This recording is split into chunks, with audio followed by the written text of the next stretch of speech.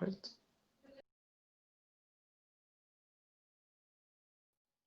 Good evening, and welcome back to Post Apoc Horse Talk. I'm your host, Gallant Aegis, and this is my co-host, BG. Say hello, BG. Hi. So, before we go on tonight, to avoid cluttering and to be more expedient later, if you could ask any questions you want answered by our guest tonight, BG will compile them for the Q&A section at the end. Now, our guest tonight is a personal friend of mine, a writer, a TTRPG player, and a holder of a nickname that shall not be spake here. Someone whose work has featured on the show before. I'd like to welcome to the show, Raven. Hello, Raven. Hello. Hello. Welcome to the show, Raven. I do apologize for the slightly belated start, but here we are. Oh, no, it's fine. You enjoying your time on the show thus far? Feel comfortable? Oh, yeah, sorry, just a second. Yeah, I'm enjoying it so far. All right, so let's begin where most people should normally start, at the beginning. You've written a good number of fics. I checked your FimFiction page, and I saw, what was it, like 7 on there at the time? Correct me if I'm wrong. Oh dear. Well, actually, the vast majority of those are abandoned project from when I was like I mean, I don't know, like 13 4 out of to the 16 7. years old. Four out of the 7 of those were completed. So, don't feel too bad about it. You avoided the pitfall of most FOE writers of biting off more than you can chew and not finishing your fic. So, Well, kudos to that. when it comes to the finished one, it's mostly because they are one-shots. So, It's a goal. You've reached it. You set a low bar and you reached it. Well done. fair enough, fair enough. But our first, sorry, BJ, you may speak. You wanted to say something, BG? I was just gonna weigh in and say, hey, it's some people actually prefer, short fics as long as they're completed because they don't want to, invest in reading something that they'll never know how it's concluded. So, Yeah, there is something in having what's the word, closure, as it were. I'm definitely part of that crowd. But let's actually go on with our first question of the night. What was the inspiration for FOE Sanctum? Well, I would say the inspiration was it actually started as a prompt for a writing competition, and it was an FOE writing competition, and the only prompt we got was journey. And I don't really know, it just kind of came to me. Yeah, no, it's a good question where it actually came from. I'm not really sure I could answer that. It just kind of struck like lightning from clear sky, and I just ended up writing the entire thing in like 2 or 3 hours. You captured metaphorical lightning in a bottle with this. Definitely. Okay. Well, I recall that competition. I don't remember all the prompts. It was like journey, love, and hunger were 3 of the 4 prompts. Something like that, yeah. I participated in a few of them. But I think Sanctum was the only entry I was proud enough of to actually end up publishing. Well, I would say it was good. It didn't break me as a human being, like Venakava did when we had it on the show. I remember finding Venakava to be one of the better of its.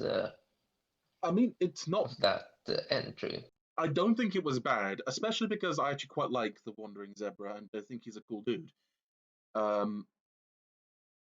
I found the fic to be pretty edgy, more so than the fandom would normally consider par for the course when it came to edge. That's fair. I can see where you're coming from with that. Yeah, It definitely had a self-indulgent streak when it came to the edge. Yeah, it was. I don't know. It felt more. If it felt more edgy than the polyhedron for those of you who managed to survive day one after playing Pathologic. But yes, that is Vina or Weena, however you want to pronounce that Latin word. That's her character. She does quite revel and indulge, and it's narrated from her POV, not the angry Zeebs in I that like it. case. It's as far as I remember, it's from multiple perspectives. It's from sometimes Vena and sometimes the other one there whose name escapes me because it was some time ago when I read it. The Yeah, I think teenage slave chick. Yeah, her name escaped me as Abused well. slave girl number 7. As if they're Yes. not all abused. But point being, yeah, thing happened. Moving on. So here's a bit of a sneaky peek question. Do you plan on writing more FOE stories, perhaps? Perhaps going into more detail of the story of your project in Sanctum? Write more. I'm not actually sure about that one. I've had some issues recently when it just comes to like the motivation and inspiration to write stories, and I always end up feeling like FOE is needlessly constrictive with what does and doesn't fly. So if I were to write more, it would probably not be under FOE. I mean, I Which wouldn't I say guess, it's. Sorry, carry on. I'll interstate with my comments in a moment. which I feel like at least I can see that in Sanctum, because Sanctum feels like a very unorthodox FOE fic in some senses, I'd say. And it definitely kind of comes from myself in that I actually have never played a Fallout game, so I don't have the expectations of what should be included in a quote-unquote Fallout crossover. So I just kind of took some elements from the original story and just kind of made some kind of quick wasteland setting around that. All right. So you have no intention of making a pre or a sequel? Oh, no, definitely. I always thought of Sanctum as like a self-contained, complete story. There isn't really much else I could tell with those characters, so I would probably not look into some kind of sequel or even a prequel, honestly. Well, how can I best put this? Another book series that I personally find really interesting is the Horus Heresy. And if you know anything about the 41st millennium, you know precisely how this is going to end. Like, you know going into it that this is going to end in disaster. This is what I see Sanctum being. Like, if you've read Sanctum, if you make a prequel going through the adventures of these two characters, you know it's going to end where it ends. But Oh, you mean like... Oh, sorry, go on. But those adventures would probably be really fun, both from a reader's perspective and perhaps a writer's perspective, to explore. Obviously, I can't make you do anything. I can't pull out a gun and say, write for me, make me smile, writer boy. But, I think it's entirely Yeah, I possible can... to write something. about what these characters went through, more so than what was covered in the story. I could see maybe expanding on the events of the story, because it is very much a snapshot of, it's several snapshots of what I would call the interesting moments of an FOE story. But a prequel, I'm not really convinced a prequel would work, because kind of the thing with the two characters is that their lives were basically nothing prior to this story. Like, this story is the only interesting part of their lives. So there isn't really any material for me to write what would have happened before the story. So the only real kind of thing that I would be able to write more about would probably be the events during the story, which would basically mean taking the Hold one on 2 shot, seconds. structuring it like a, yep. Oh, it's fine. But yeah, basically, if I were to do anything with that story, it would probably be to just restructure it as a traditional, like long format story, and just basically tell the entire story from start to finish.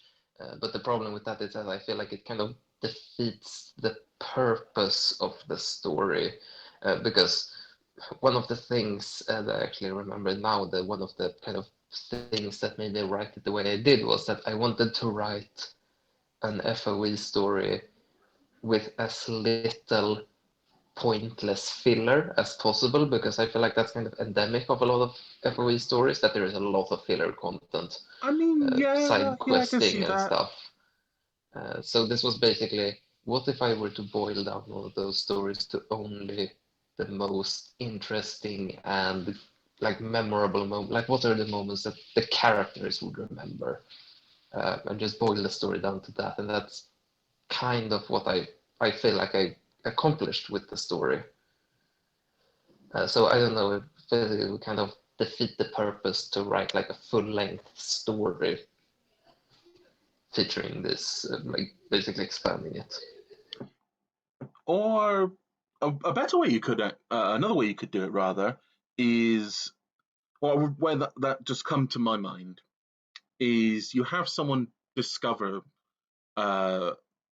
these two.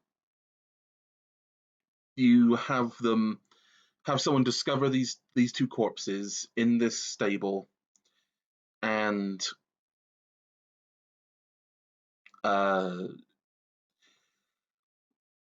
they'd find what mementos they brought with them, and just have these new characters, having discovered these two individuals who had adventured through the wasteland some time ago. You can be ambiguous with the time, obviously, and just have them backtrack through the places that these two characters have been, how things have changed in the intervening years between when they came to the end of their adventure and now.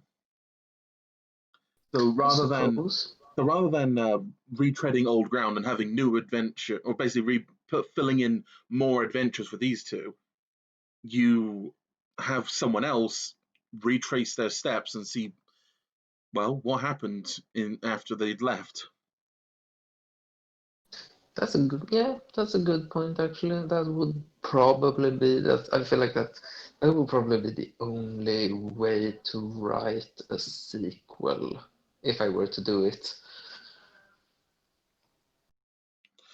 Obviously, I can't make you write anything, but ideas are freely given here. Oh yeah, for sure. I mean, if anything, I might end up using that sometime in the future. I've also, since nowadays I'm more interested in kind of writing as a dungeon master for tabletop RPGs, so we will get I onto just like that. that idea. We will get onto that, Raven. Ooh. So let's stay roughly on your story for the now. Yeah. Okay. Where did the idea of your two protags come from? Because I actually really like those two characters for the short time I was able to, look around with them. That's another really good question, but you kind of have to excuse me. It's been a couple of years since I wrote this story. But as far as I can remember, it actually kind of just, I basically just kind of started writing. I had like the idea of having this story that was uh, like this like collection of snapshots of the memorable moments of a story, and then it just kind of the way I write usually ends up being where I just start writing and then characters kind of appear spontaneously. Um, so I knew that I wanted to have two characters, so I could have this kind of like interaction between, because having just one character, I don't really do that kind of writing.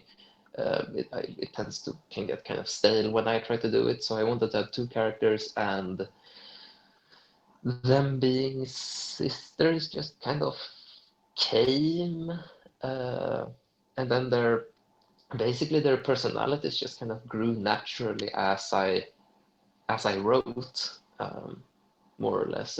I wanted to have two very contrasting personalities so that they could kind of bounce off each other and have some interesting kind of dynamics without like this kind of like sibling relationship where you can have two very different people that still love each other as like siblings. So it's kind of grew from there, and then I took basically the easiest one, have one be really energetic and extroverted, and have the other one be more calculated and calm.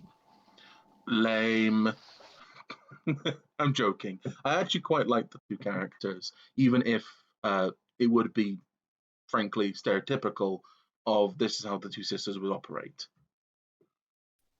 Stereotypes work sometimes. They are useful in narratives sometimes. Yeah, definitely. There's nothing wrong with using cliches or tropes or stereotypes or whatever you want to call them. They're just tools. It's all about how you use them.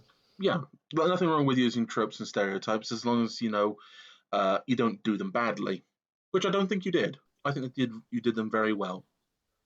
Thank you. So, moving on to our next question. Let's move on to pen and paper, because this is something I think is a bit more meaty and something we can discuss at much greater length than your writing. Yeah, probably. It's a Probably. bit more now, so to say. You've already mentioned that you're into pen and paper. Yeah. How long have you been in the pen and paper scene? Not for very long at all. I'm actually closing in on my second year of playing. It was, yeah, it's actually, I think no, actually, I think it might be even shorter. It might just be 1 year, because I think around this time last year was when I found out that there was a newly started pen and paper role-playing group at my university campus. And that was where I got introduced to Dungeons and Dragons 5th edition and played. And I still play with that group. It's more of like an organization. It's a bit bigger than just a group. It started out as a group of friends around the table in a campus hall after hours, but now it's more of like an organized thing with multiple dungeon masters and different games and stuff. But that group was basically how I got introduced to it. Like properly. I had done some on and off earlier. I know you DM'd for me previously. I think that predates that, but that was like kind of when I first got kind of introduced to like the big role-playing games, I'd say. But also don't speak too much about that. You'll reveal my power level. It's sorry, right? I forgot about that. I mean, we could talk about it if we want. If I want, actually, fun fact: the other person in the chat right now was also in that game. Oh yeah. So Yeah, I was holding my tongue until then. actually, fun fact: everyone who's currently able to communicate on the stream was in that game. So, Yeah, that's right. small world. Indeed, very Um, small. but yeah, if you want to talk about that at some point, maybe a bit later, well, before we move on to our first commercial break, sure, we can talk about that. Yeah, reminisce about the old days. Oh yeah, just have a delicious circle jerk as is your wont on a night. Uh, so let's focus more specifically on FOE pen and paper. All This right. is the question that I did also give to GoDog. There are a fair few systems out there. What ones have you There played in? definitely is. So I have played in, if I recall correctly, I've played in the High Tide system, the Follow the Equestria High Tide system. I've played in Follow the Equestria Wasteland Ventures. I've also played in a small system that, as far as I know, was put together by the artist Databio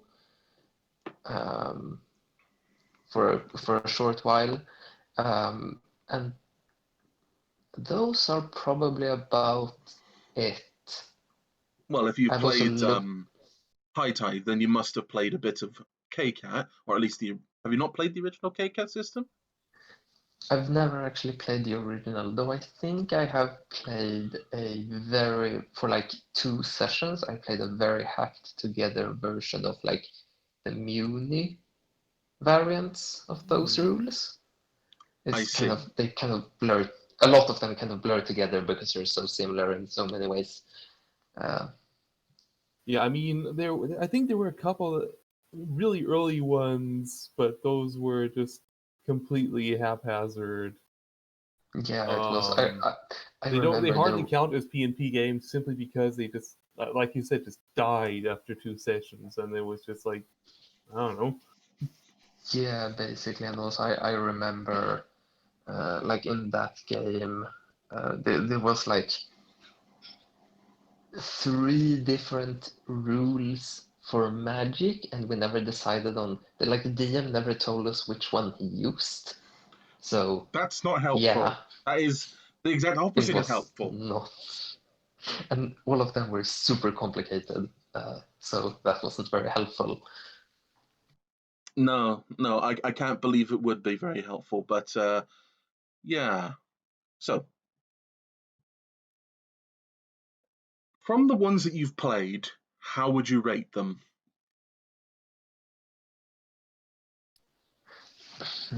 Out of You the can be as FOE brutal ones, and as honest as you want here. I'm not going to get hurt at all. yeah, Not in the like slightest. like the way I would rate them, it would probably be, honestly, I think I would put. I'm not actually sure. It's difficult. I would honestly put High Tide fairly high up because it feels like the one that is like the most thought through of the ones that I've played. And then I would probably rate Wasteland Ventures on a similar level because it's a lot easier to play due to the way they have kind of flattened out a lot of the math.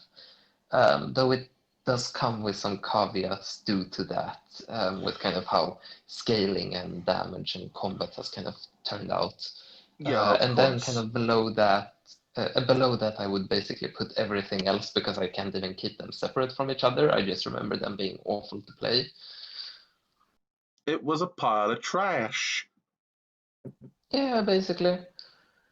But yeah, I do appreciate you rating them, and I will freely admit, while I was working on High Tides, it was mega crunchy. It was. I Yeah. have seen bowls of Kellogg's Crunchy Nut much less crunchy than this. Like, I'm going to be honest, I would much rather play the post-apocalyptic module for Pony Finder in first edition Pathfinder over any KCAT derived system. Because I don't think, like, even Pathfinder is less crunchy than those systems. Yeah, that's fair.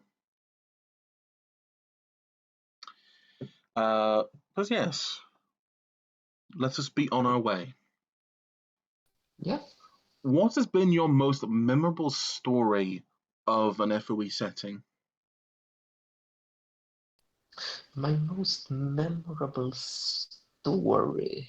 Do you mean like is this like related to like something that has happened in You a can pick PNP, or do you mean an FOE or do you mean like pen and paper game.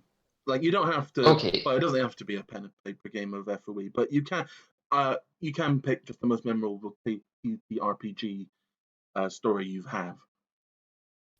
okay, most memorable TTRPG story. I mean, honestly, my most memorable TTRPG story ever would have to be that first 5e session that I had last year. I think that one ranks pretty much at the top, where it was our party, and I, as like a first-time 5e player, you know how you're like the first time you're kind of a bit overhyped. Though it was good, it was a fairly beer and pretzels kind of group. It wasn't super serious, and everyone was kind of goofing around. But we had like pre-generated characters, and they ended up with this with like a warlock with super high charisma, but with like personality traits like being a hermit and being just physically incapable of understanding proper social etiquette, and What a delightful barely, person.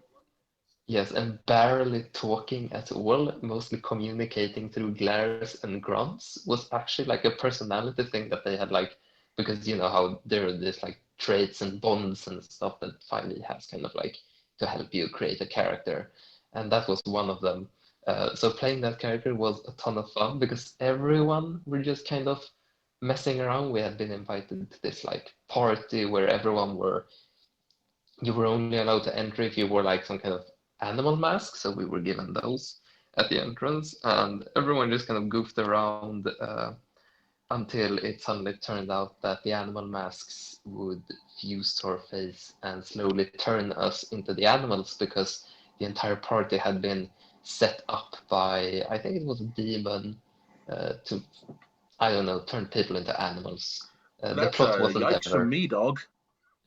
the plot wasn't ever super important. What was important is that it ended up in a battle against the devil, where all of us died because we were like level 3. You picked a But it fight was with some sort of fiend from beyond the pale at level 3. Well done, boys. well, it wasn't as much as we picked the fight. It was more as if once we found out what was going on, he wasn't hyped on letting us leave. But that was that was when I discovered that was when I was converted to the Church of Eldritch Blast as the best cantrip in all of 5e. And it was It's obvious. It is just the best cantrip in 5e. Just fucking definitely is. throwing power from beyond the veil willy nilly is the most fun thing you can do. Yep. But yeah, that's probably my most vivid kind of RPG memory, because everyone had a lot of fun, and I was probably the only person. I just kind of showed up because they had like a Facebook event for it. So everyone there were already friends, but they were super welcoming and super helpful with kind of helping me understand 5e. So that was a super positive experience. Well, while we're on the topic of long RPGs, you do have FOE stories I think are really fun. I've experienced some of them with you, but for the audience on YouTube who isn't here currently for obvious reasons, would you like to share a story or two that you found was memorable from an FOE setting? From an FOE setting, that one would actually probably be, where was it again? I actually think it might be from the current FOE campaign that we're running. where there was this how do I explain it? You're probably going to But have to basically, explain it. yeah, I'm probably gonna have to explain. But basically, like the entire setting takes place in. It's very Metro 2033 inspired. It takes place in an underground, like in a metro system, essentially. The city With of San Francisco, I think it is. San Fran. I don't remember if it's the whole name, but yeah. And the party plays as, I mean, what are we? We're basically mercenaries, tasked with various odd jobs around the station, well, around the metro at large. And the current one that we have is basically running errands and for the mayor of one station. And as we do this, we have to infiltrate a station full of unicorn supremacists and steal Oh a. no, it's this thing. You Oh know no. exactly what I'm talking about. Oh And no.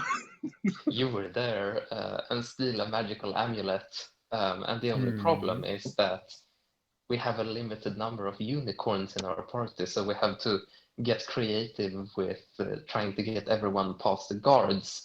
So two of our party members, actually you two, you've been trying to sneak yourselves in, I think, and then basically Yes. act as bodyguards.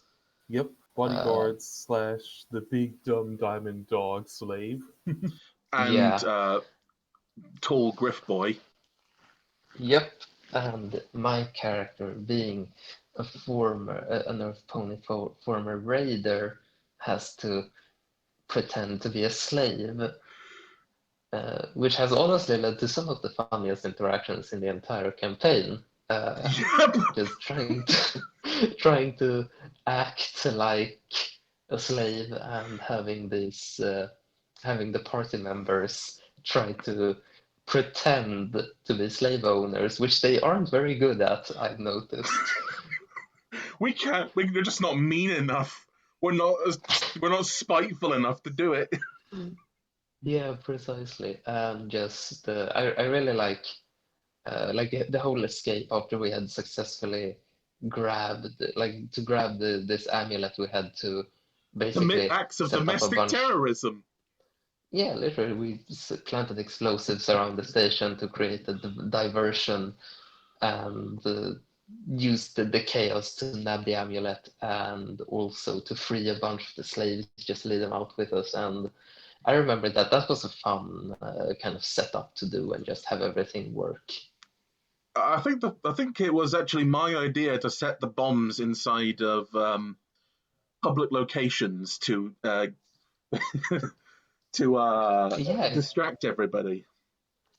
Yeah, I think it was. I think my suggestion was just to blow something up, but you refined it into let's blow certain things up that will cause a distraction. And it worked out really well. And this is like the last session too. I mean, we had one So more that's gonna session be. since then, but Yeah, yeah, but it was pretty not a whole lot recent. happened. But yeah, Yeah, the so whole thing was the party infiltrates this unicorn supremacist hideout. Hideout city is probably the best way of putting it. station. Township of some various description. Point being, Community. shush you! I'm telling the story. So we infiltrate through various means. When we find ourselves inside inside the settlement, what we decided to do is that we had our friend here that was played by Raven, had a bunch of explosives on him.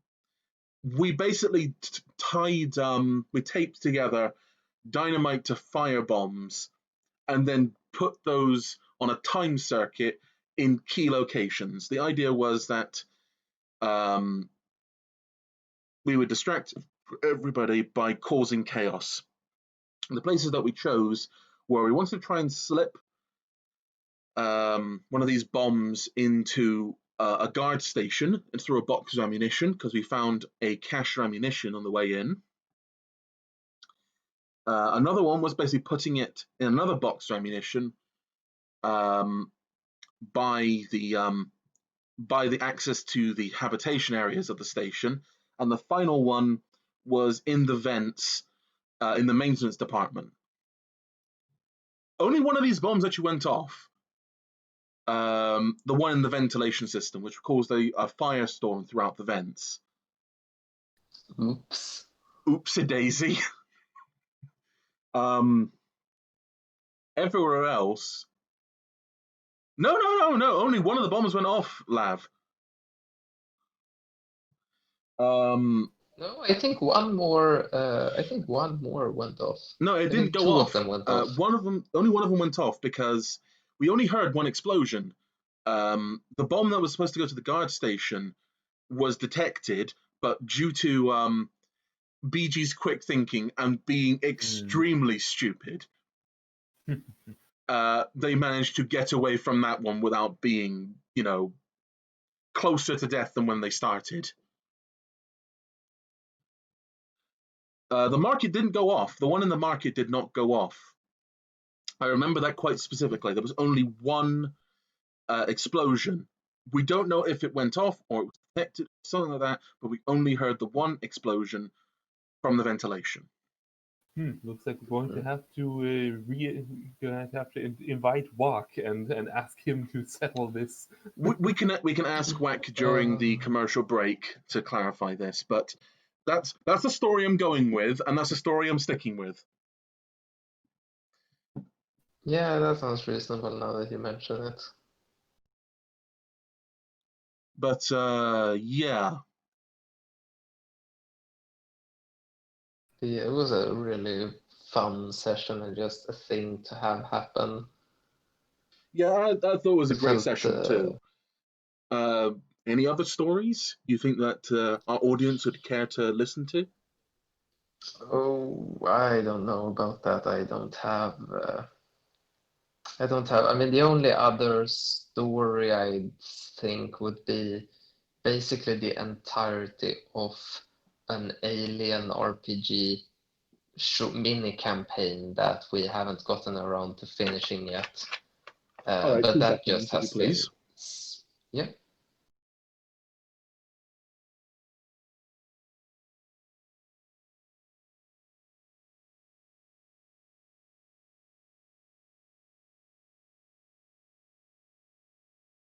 I am so sorry about that. More yelling. It's fine. But yeah, it's basically like the entirety of a mini campaign of the Alien role-playing game that me and a couple of others from university have been playing, which we haven't been able to finish due to, Corona and also summer break, basically everyone just leaving town. So hopefully we'll be able to get back to that afterwards, after all of this clears out. But it's just been a ton of fun because it's a really stressful RPG, as it should be, because it's based on Alien. It's an alien-based RPG. Of course it's going to be stressful. You should be shitting yourself at every opportunity. Yep, and it actually does a really good way of conveying stress through mechanics, so it's a ton of fun. Oh boy. While we're on the topic of stories, we can reminisce a bit about Lone Star.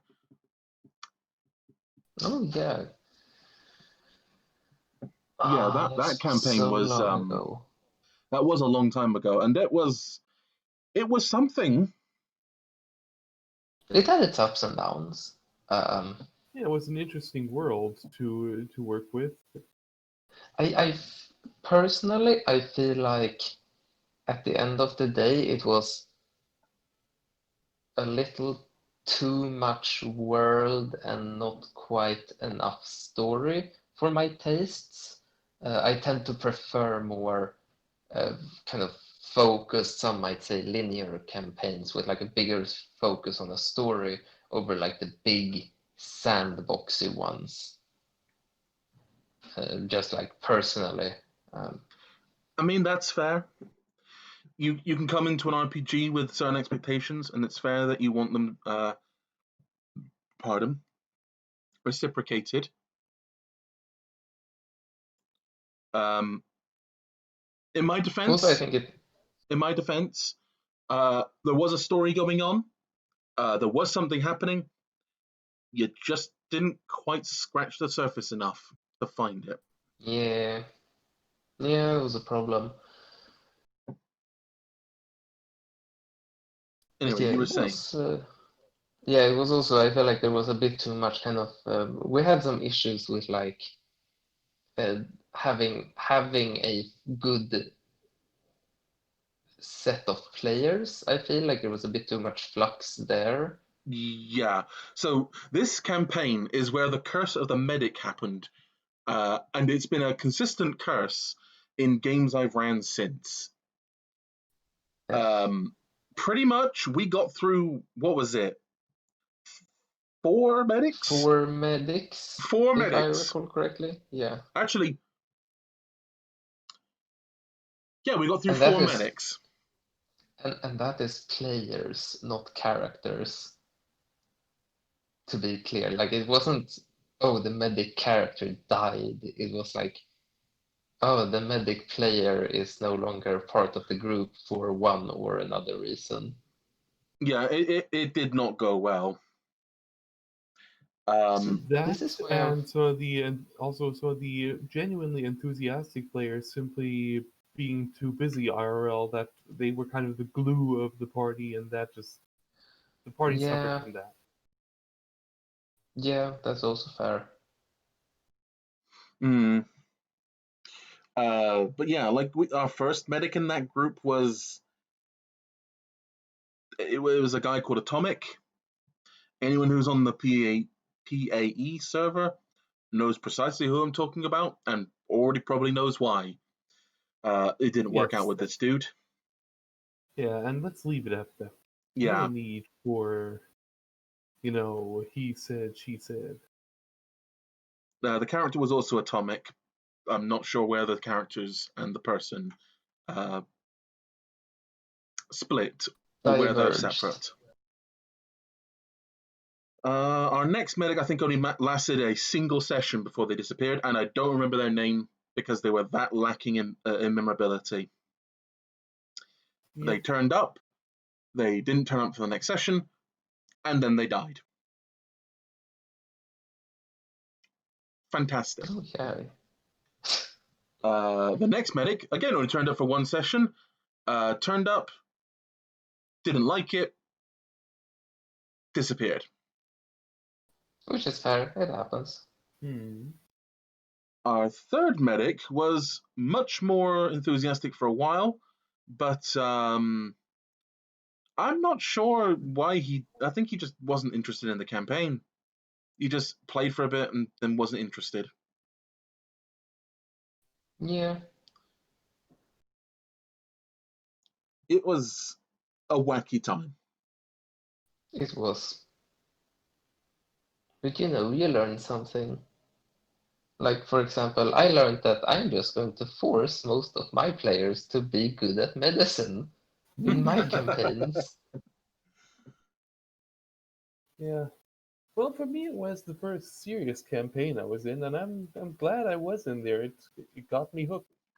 Yes, and all the dusty horse memes, art, and emotes as kind of testament to that. Definitely the most memorable character of the campaign, Dust Runner. No, I'm not going to say that Dust Runner was the most memorable player of that campaign. Rather, the character of that campaign. Sturdy Horse. Sturdy Horse was the most memorable. And oh yeah. The name of the character escapes me.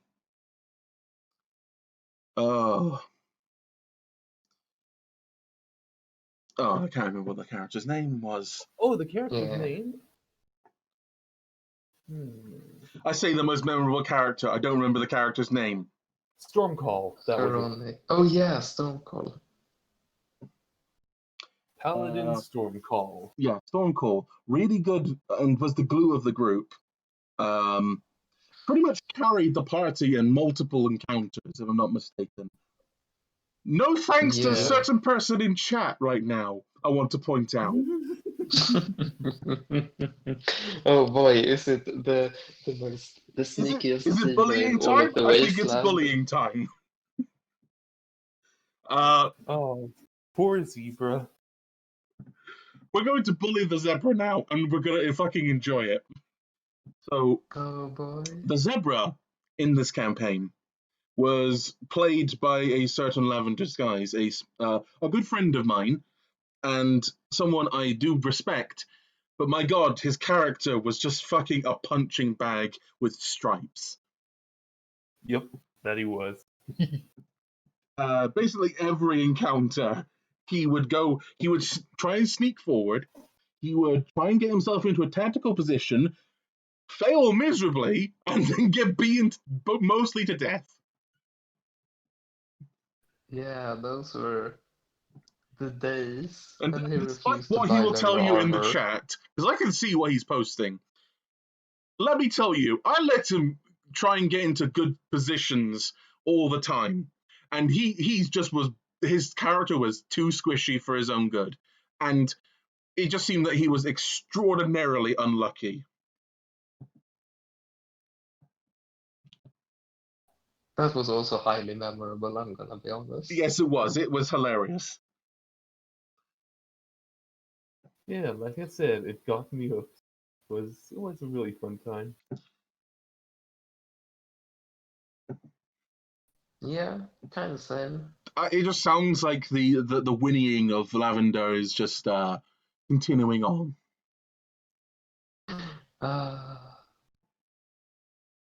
Yes, be angry, be sad. But anyway, there was also that one other character whose name I know the player was Stratege, but I don't remember the character's name. Ironheart, I believe. Ironheart, yes, that was it. Yeah. The tech priest / cyber surgeon. Yep. Oh yeah, and he had decided to power game the fuck out of the system, if I recall correctly. Yep, And Yes, this that he character was did. just I also helped him. absurdly powerful. I also Oh, okay, helped that him. was intentional. Yeah, and he also helped me by extension, since I had a similar loadout to his. Yeah, like you were. He was using A battle saddle. a battle saddle, Yeah. which was using a single shotgun with basically a combination gun. So you had like one barrel that had like a small rifle on it, and the other one had a shotgun shell loaded in it. And he had that on a saddle.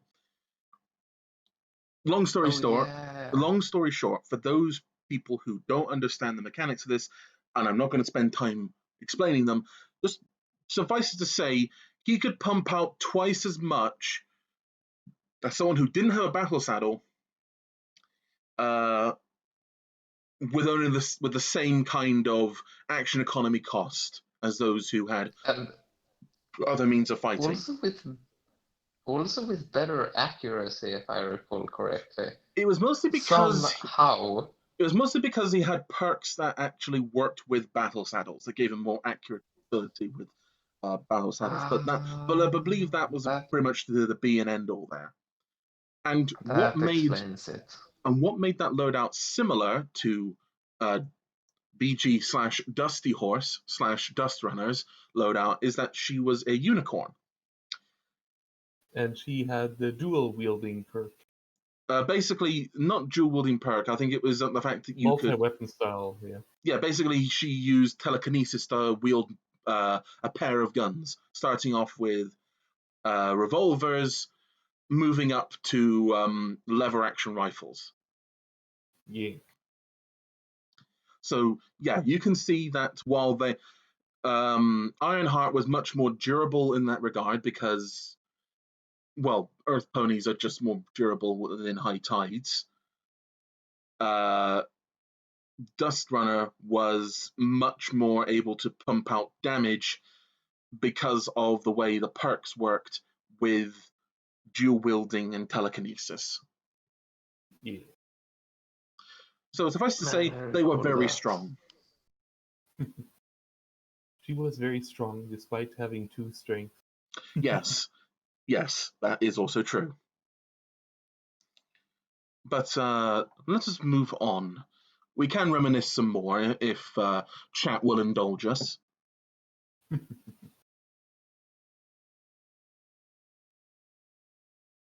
But let's move on to our more obligatory questions.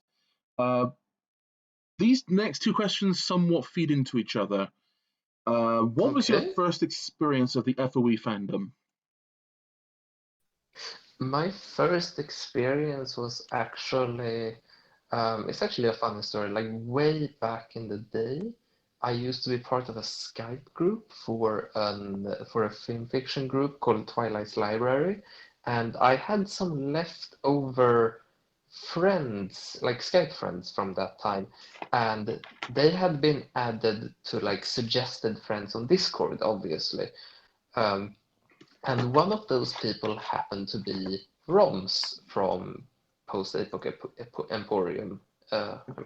If you'll know who he is. Uh, Basically, a French dude from that server. And I don't recall the. I don't actually remember like the context, but I remember contacting him kind of randomly. I think it was because he had an MLP avatar on Discord. So I sent him a friend request and I asked him about something. I think it was feedback on something, if it was writing or something, I can't remember. And basically he went like, well, I don't know if I'm a good answer, but I don't know if I can answer it well, but I know this group of people who might be better at answering. And that group ended up being Post Apoc Emporium. So I joined there basically just to like ask for feedback on some MLP related project. And it was through that group that I actually ended up listening to the audiobook of FOE. So I kind of came into contact with the community before I came into contact with the story. Huh. Okay. Well, this also then leads into our next question then. How did you get into the MLP fandom? And kinda then how we kind of know how you got into the FOE fandom from that. So the MLP, that was back in, I must have been around, I think it was around 2012. Like the show was fairly new back then. I think I've been around since maybe around halfway through season 2. I can't remember. But basically, I was like at the age I was then, which was like, what was it? Like 15, 16, something around there. And I was really bored, and I was just like browsing YouTube when I came across, like an MLP video. And I think a lot of people can relate to this story. You just click on it, it's like, what is this? And before you know it, you're hunting down the episodes on Dailymotion just to see what the whole thing is about. And before you know that, you're caught up to the latest episode. And the rest is history.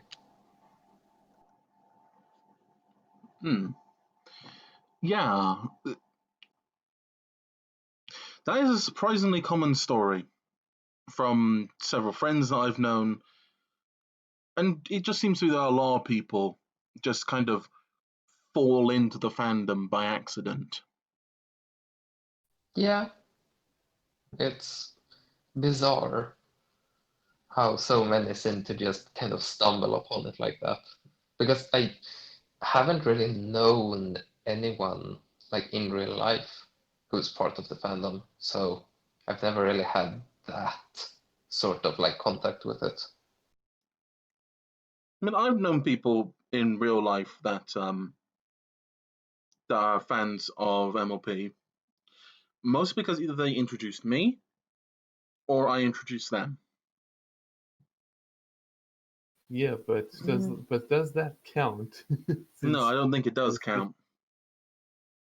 the closest I got to actually meeting someone who obviously was into ponies, but we hadn't had contact prior, was, well, seeing the occasional person with a Little Pip shirt on the train to college, stuff like that. But of course, Really? in recent years, that has gotten practically non-existent anymore. Man, what university did you go to? That sounds like a great place. Well, I mean, not at the university itself, more like on the train on the way there. Like, That it could have is been anywhere. that is some wacky ass coincidences to find people like that. Yeah. Yeah, I It's think as at niche as most, FOE. Yeah, go ahead. I think at most, I have seen maybe, I can remember this kind of quasi vividly. It was at like a shopping mall or something where there just was like one dude who was just, going about his day. And the only reason I remember this is because he wore like a Flufflepuff t-shirt. And I'm like, Many little I was niche like, things. yeah, and I was like, I recognize that. Huh. Obviously, I didn't go up and The talk man to has him, but it revealed was his just power like, level. basically. Yeah. Yeah, perhaps I should have chatted the other guy up, but yeah. Coulda, woulda, shoulda, didn't. Yeah, same. Oh well. Chances have slipped us by in that circumstance. But moving on to our next question. I've been asking this more often. What are your views on the Big Five? Which are all of the big five? I think I know. You don't know? Sacrilege! Like I remember all. I don't remember all of them. It's like the original one. It's Project Horizons. It's the one with a bunch of outdated memes. Bitch, Pink leave. eyes. Yeah, pink eyes.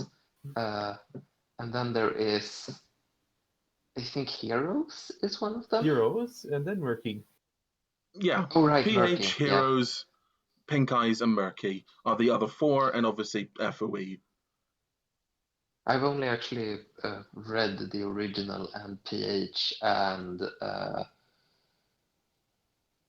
I mean, you can sit for hours and just pick them apart for things that are like, these are things you should not do when writing a story. But I mean, as a whole, they've managed to create this community, so you can't really be too hard on them. No, But I can agree I with don't that. think they are definitely not all things I would like. I've only read two of the big five, but I would basically not consider reading them. I don't think they're not that enjoyable for me to actually read as stories. I mean, I've heard very good things about Pink Eyes and Murky, and I know that I personally quite like Heroes. I do need to Maybe. finish reading Pink Eyes and Murky, so I can personally recommend the bits that I've read on those. I mean, maybe I'll have to read them. So it's just that FOE stories have this problem of being way too long, and I'm like, I could read a shorter book instead and still probably have a good time. And that's kind of like they're just too big to just be like, I'm gonna sit down and read this now. Yeah, I Because suppose there is that to consider. Like Murky is crazy long. Like every chapter is crazy long. yeah, also that. It's like when every story is like about as long as the entire Harry Potter series, then we have a problem. Yeah, that is a bit of a concern that somehow J.K. Rowling managed to squeeze an interesting story into much smaller chunks in this. I would argue she managed to squeeze more story into smaller chunks, at least compared to FOE and Project Horizons. Which is also like, I tend to think that a lot of FOE stories are kind of trying to be too long for their own good. You don't need to be long to tell a good and intricate story. No, you absolutely do not. Which is like, you can just look at authors like Agatha Christie, and she can tell infinitely more like better intrigues than most FOE. I do want to point out there is a difference between those two. There is, but like the point is still, you don't need a long story to write a good story. No, you don't need to be verbose in your story to get across a good story. You don't. You've actually been a good example of this. I think that FOE Sanctum is a very good story, and it's relatively short. Like it's how many words is it? Like 2,000-3,000 words? It's just under 5,000, if I remember 5,000 correctly, words. Because that was the word limit on the writing competition. See, I have seen very few chapters of many of these other fics that have been less than 5,000 words. And you managed to get a full story, adventures and all, in 5,000 words. Well, I mean, it's, what they say, more, less is more. Sometimes, not always. Sometimes more is more. Oh yeah, definitely. But it's the real art is being able to say much with a few words. Yes. But you know this. If you've watched any episodes of this show, we always like finding good times to pull out the fuck PH cudgel and beat it some more. I have partaken in way too much of that. And it's definitely like it's not alone in that sin. Like it's a sin that pretty much all FOE stories commit, there's just way too much of them. Just please try to keep try to tell an interesting story in fewer words. Try to leave out the gratuitous stuff. Yeah, like I want to point out that praise given where praise is due on Sombra's part. I have really very much enjoyed Homelands, mostly because he doesn't take 3 lifetimes to tell you the same story. He has been more succinct in his storytelling in Homelands. He could be more succinct. He could be more, but it's better. It's an improvement. You live and you learn. Writing is an iterative process. Yeah. God knows my earliest stories were, I don't want to think about them. Plus, you gotta give them credit that they have inspired many who would probably never would have thought of writing anything to give a try in this nice little playground of a universe. Oh yeah, and definitely. Also, every time someone comments on a picture of Dusty Horse, oh, what fic is she from? Every time I break a little, it's like, do I tell him? It's not from a fic. There's no story here. Well, there is a story here, but not a story in the way that you can read it. Yeah, basically. I mean, I could possibly pull Dr. Ham and actually try to make a fic out of a PNP character, but this late into the fandom, I don't know, you guys. I don't know, it could be done. Like, all the people that were involved in that story are still around. Most of them, anyway. Yeah, if nothing else, you could do, like, write a short origin story or something if you really wanted. Yeah, something like that. You don't have to, like, recount the entire PNP campaign. That might be a lot to bite off. No. Nah, maybe a haggardy old officer mayor in the Horse Minutemen recounting her tale to a new recruit. Who knows? Yeah, that might be a good way to frame the story. But let us be on then. Yeah. So, what do you think about the fandom in general? How healthy do you think it is right now? And where do you think it's going? Do you mean like the FOE fandom or Yes. the MLP fandom at large? FOE fandom specifically. You can answer both questions if you like. Honestly, I don't think it's going anywhere. I think it's gonna stay around. As long as there is interest in MLP and Fallout, like tangential interests, I think the fandom is like the sub community is going to stick around. It kind of just like fandoms don't saying that a fandom is dying is dumb, so I generally don't really do that. But I think it's like unless there is, I think something external would need to happen to kind of like bring in like a surge of new content and stuff. Like that's usually how it goes. Either I don't know, maybe Fallout 5 is a good game.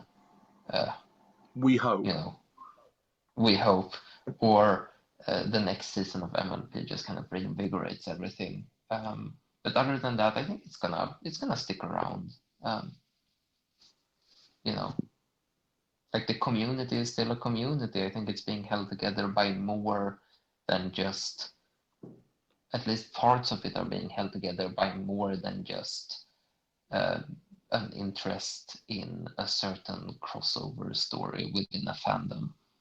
I feel like there's more to this community than that, at least parts of it. So I think kind of depends on why you're in the community to begin with, I suppose. I think it varies from person to person. I think that's a fair way of putting it. I personally think that the fandom hasn't reached a point where it's starting to cannibalize itself to maintain any semblance of freshness. I don't think we're at that point just yet.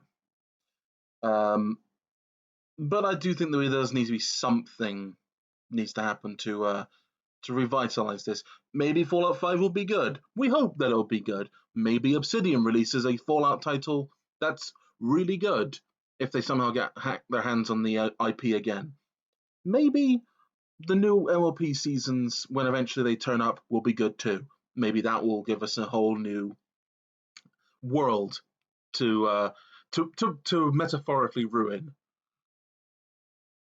Yeah, I think it's, but I don't think the fandom is going anywhere anytime soon. I imagine that your same feelings are towards the MLP fandom in more generality then? Yeah, basically, though I do think that its size, like the general, like because it's like a larger fandom, I think it's going to be more active during this like downtime between official content. Like the fandom is a little more self-sustaining, just due to the sheer size of it compared to the FOE fandom. So I think it's going to kind of remain active to a higher extent. That's fair enough. All right, so final question before we go for our first commercial break. So you have read some fan fictions, I suppose. Yeah, a fair bit. I don't read nearly as much today as I used to. That's fair enough. So what has been your favorite fan fiction that's come out? Ooh, that one's actually difficult. I would have to say, like, one that sticks the best in memory is a really old one called Lunarium, if I recall correctly. Which basically was an alternate universe take on MLP where magic had disappeared, and it was up to a small cast of, I think, largely background characters from the show to venture into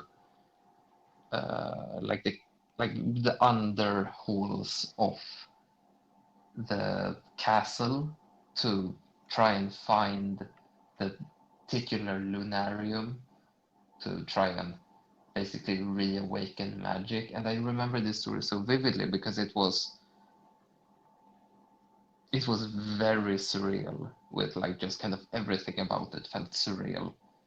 Like the way everything was described, and it was something completely different from a lot of other stories in the community that tend to be very, I don't want to use the word flat, but I'm going to use the word flat in how they present themselves. But that one was a very, especially at the time, but that one was very artsy, I guess you can say, which kind of made it stick in my memory as a particularly special story.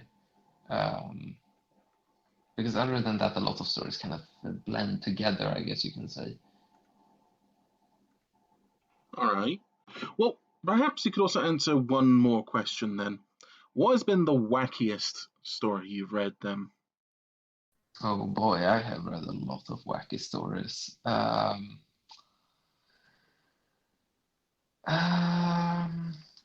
that one's actually hard because I've read some like both like intentionally wacky stories, but also like unintentionally wacky, just awful stories that are absolutely hilarious. Like if I were to, I can't really recall like the wackiest, like unintentionally wacky story that I read, because those kind of blend together as just terrible stories that are funny to read. But when it comes to like intentionally wacky, there is this, and this isn't actually an MLP story, but it's a Harry Potter story called. The title is just a series of 20 capital H. Oh 20 something. no. Oh no, this is And already sounding wacky. if I recall correctly, the story basically it starts with Harry Potter and Dobby on the moon fighting zombies or demons while Harry Potter wields an electric guitar called the Fuck Slayer. What? Oh no. And the rest of the story kind of blends together as kind of quasi-incoherent nonsense, but it definitely sticks in your memory after you've read it. Oh boy, it's one of them stories. Oh boy. You're going to have And to share it's, these links with me because I'm going to have to look into yeah, them. I'm gonna have to dig that one up. I remember looking for it a while back and it being difficult to find, but I'll see what I can do. But yes, we'll be going for a short commercial break now. We'll be back with more Post Apoc Horse Talk in about 10 to 15 minutes.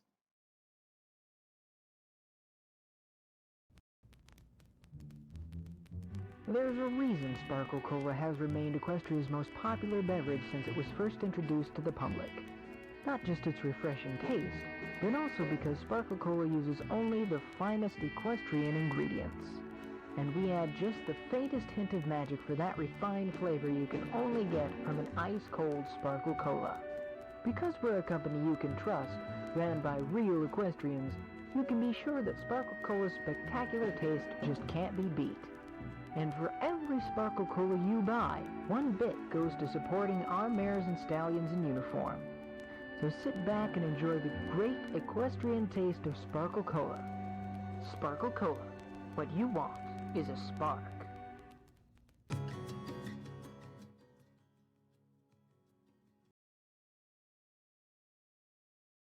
And we're back.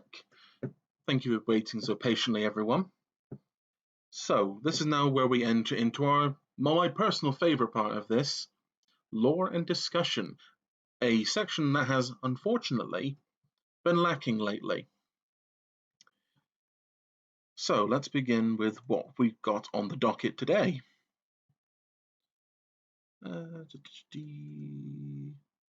Okay, this is another returning question. Sparkle Cola. What's your... Sorry. Does Sparkle Cola rad glow? Because I don't believe it was ever mentioned in the story that it glows. Or if it did, they weren't specific.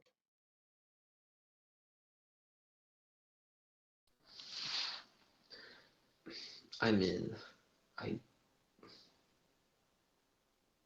I kind of don't see why it shouldn't. If as far as I know, it's like the thing it's based on glows, right? Yeah, based on Nuka-Cola Quantum.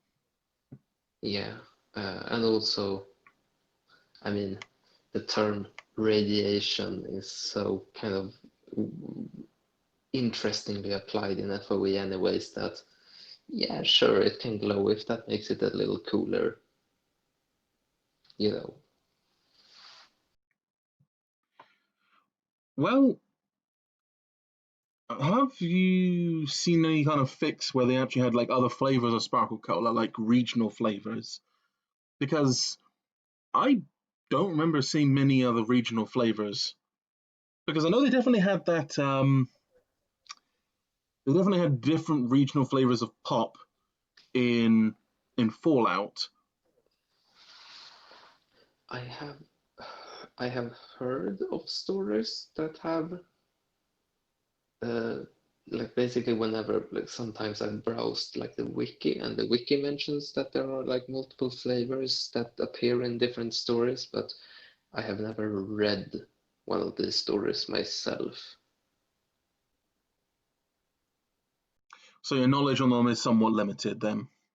Somewhat limited. I have never actually encountered it in a story, but I have seen it mentioned on the wiki. But I mean, I would personally put it down as one of those why not kinds of things. And also, like, it's probably not like hugely important to the story, so yeah, sure, you know. It's just a background thing anyways, probably. Okay, I'm going to go a bit off script here because I don't think I like the next topic. Let's throw in one of the newer ones that I've put in. Alicorns. How strong are and how strong should Unity Alicorns be?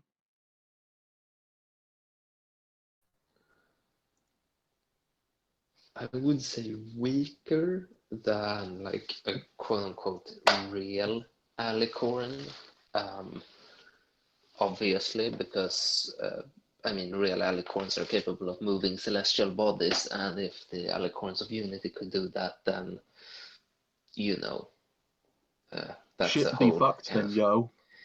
that would be kind of a can of worms. So, I mean, I would put them like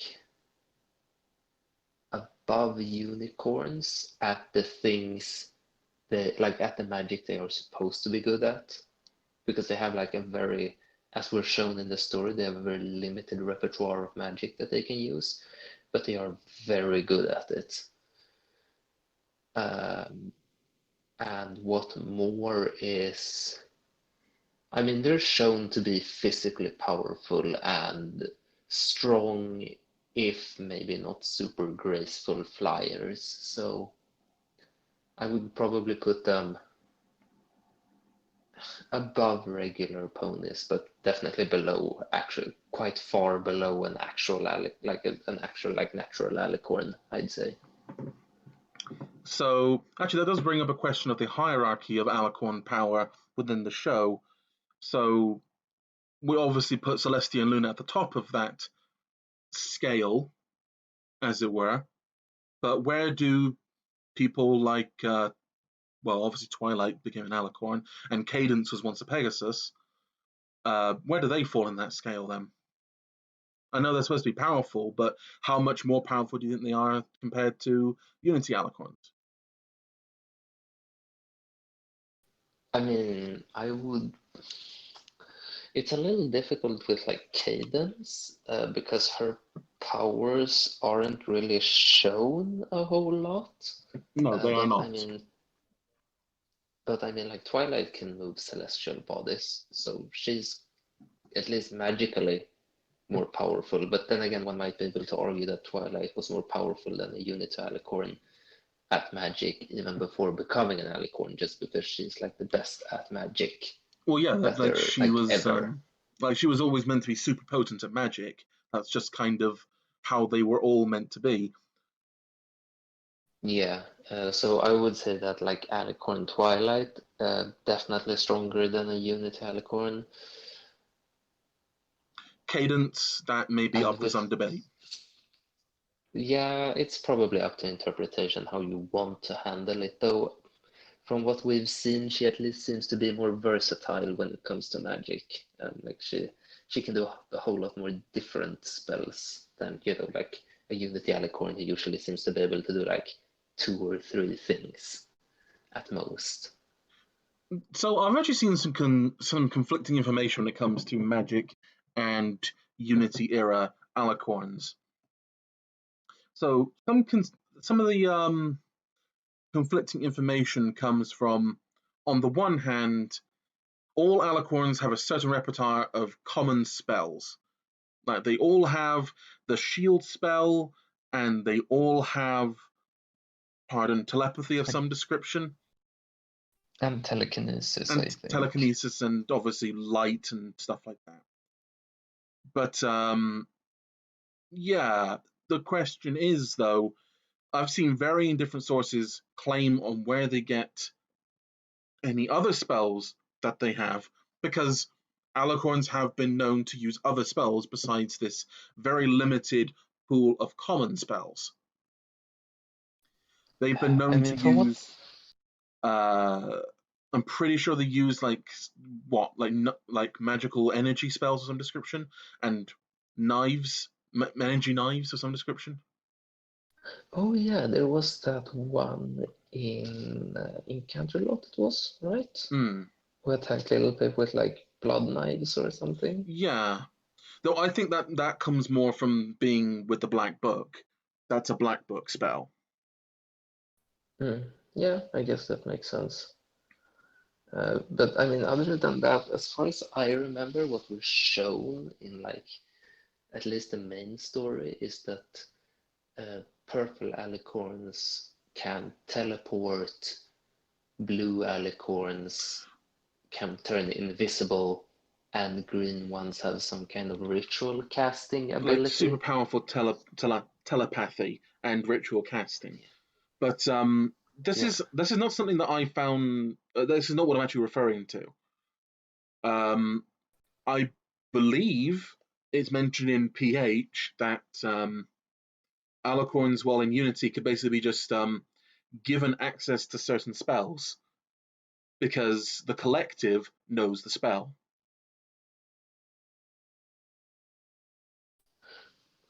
I mean, I suppose that makes sense. But at the same time, if that was the case, why is it so strongly color coded in like the original? It seems a little like I think it's contradictory. So there's like the common spells that all Alicorns have, and the 3 different kinds of Alicorns also have one spell that's unique to their particular kind. But other magic that's been taken in from unicorns brought into Unity, unicorns that were all written out there from the beginning, such and so forth, if they know the magic, then anyone in Unity could have it. That's what I'm drawing the understanding from here. I mean, yeah, I suppose I can see that being a thing, though it would probably be more if they are given access to it by the goddess. Yeah, of course. Not like everyone just kind of has like one, communal spell repertoire. Yeah, I always understood it to be that any spell that you knew besides these ones based around that all Alicorns can have and the breed racial specific ones is not something that each individual Alicorn just can call upon at a moment's notice. They do need the approval of the goddess. Yeah, I can see it. I can see it. It makes sense since the goddess does seem to, at least to some extent, store all of the knowledge of everyone included in Unity. I could see that being a thing, definitely. What was I mean, saying? it is kind of a trope for hive minds to add the information of people added to them Ever to their since that collective one knowledge. episode where the Borg turned up. Yeah, basically. But yeah. So you agree that all of the Alicorns in the show, as apart from Cadence, which we don't quite know what her power level is, are just straight up stronger than Alicorns. But what about within universe? What about within the other creatures that you'd find within FOE? Where do they stand compared to them? Or where, in your opinion, do they stand? Like the Unity Alicorns, they would probably be, I mean, just the fact that they have magic kind of put them at an advantage against everyone. And I mean, since we've been able to see that basically firearms are useless against them because of how powerful their shields are, I think they would definitely be towards the top. Maybe things like hellhounds would be able to fend off a few of them, because hellhounds are not only smart, they are also extremely capable physically. They're also incredibly cunning. Yeah, exactly. They are, they're brutal but cunning. They're not like Deathclaws, which are stupid creatures, relatively speaking. At least the ones you see in Fallout are relatively stupid. Yeah, people seem to forget that they use ranged weapons also. Oh yeah, the thing is, it's mentioned use them as Deathclaw stand-ins, and no, they actually use energy weapons. Well, yeah, they are supposed to be. Shoots at you when you just run away. I mean, they are supposed to be the Deathclaw stand-in. Like I think they're supposed to be meant to be based upon Fallout 2 Deathclaws. For those who don't know out there, Deathclaws, spoiler alert, in Fallout 2 were intelligent. Yeah, I guess that makes sense. And also since they are based on, like in universe, they are based on diamond dogs, which are very much, an intelligent species. Yeah. So I do think that they are clearly the Deathclaw analog, but they do have some certain advantages compared to the common Deathclaw depiction, which do make them somewhat of a more challenging foe when you compare them to Alicorns. Yeah, I mean they could probably. I still think one Alicorn would take on one Hellhound, like on its own, but I think Hellhounds can definitely, like when working together, when organized, can probably take on a few Alicorns. I mean, it is suggested within the story that that's the case. But yeah, carry on. Exactly. But other than that, like maybe the Enclave would be able to, but even that one is questionable, because if they could take on Alicorns readily, then why would what's his face? What was his name? Autumn? Try to strike a deal with them. Didn't he slap them with like command helmets or something, like straight out of Fallout 3. But aside from that, like, I have a hard time seeing, like, I mean, maybe Star Beasts, but they are kind of, They're mentioned the one time and they're never mentioned again. yeah, exactly. It shows up one time for like a set piece. So it's hard to gauge just like how powerful they actually are. I think that Steel Rangers are very much a potential threat. They're clearly the most dangerous of the wastelands, potentially the most dangerous of the wasteland's sentient denizens. Yeah, I would probably put them because they seem to have certain equipment and how do you say equipment and tactical advantages over even hellhounds. Because they have generally access to very good equipment and they are largely a trained military force. Oh yeah, like compared to hellhounds, which have to use like improvised weapons and their cunning to deal with foes. Steel Rangers have also that same cunning, but better gear on top of that. Yeah. Their one downside, I guess, would be that a pony is weaker than a hellhound. That's true. And also there does tend to be the trope that they're tactically inflexible. Yeah, I suppose, but that's like, I mean, depends on how you want to interpret your Steel Rangers. I guess they tend to be kind of depicted differently depending on if they're the good guys or the bad guys. Yeah, of course. And I mean, again, one can give Somber credit here that he actually showed situations where Steel Rangers actually had an advantage over Enclave soldiers, and showing, that they weren't simply inferior Enclave, basically. Oh yeah, that's true. In that one Thunderhead fight scene where Blackjack remarks that the Enclavers are really struggling in this one fight where Steel Rangers would have prevailed quite easily, stuff like that. Yeah, that's true. I do want to say that in the great scheme of tactical inflexibility, the Enclave, I think, are the kings of that rather unbending hill.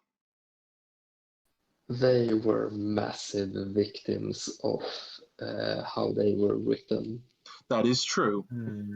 I want to point out, though, that because of how they're written, that's kind of the only thing we can realistically go by.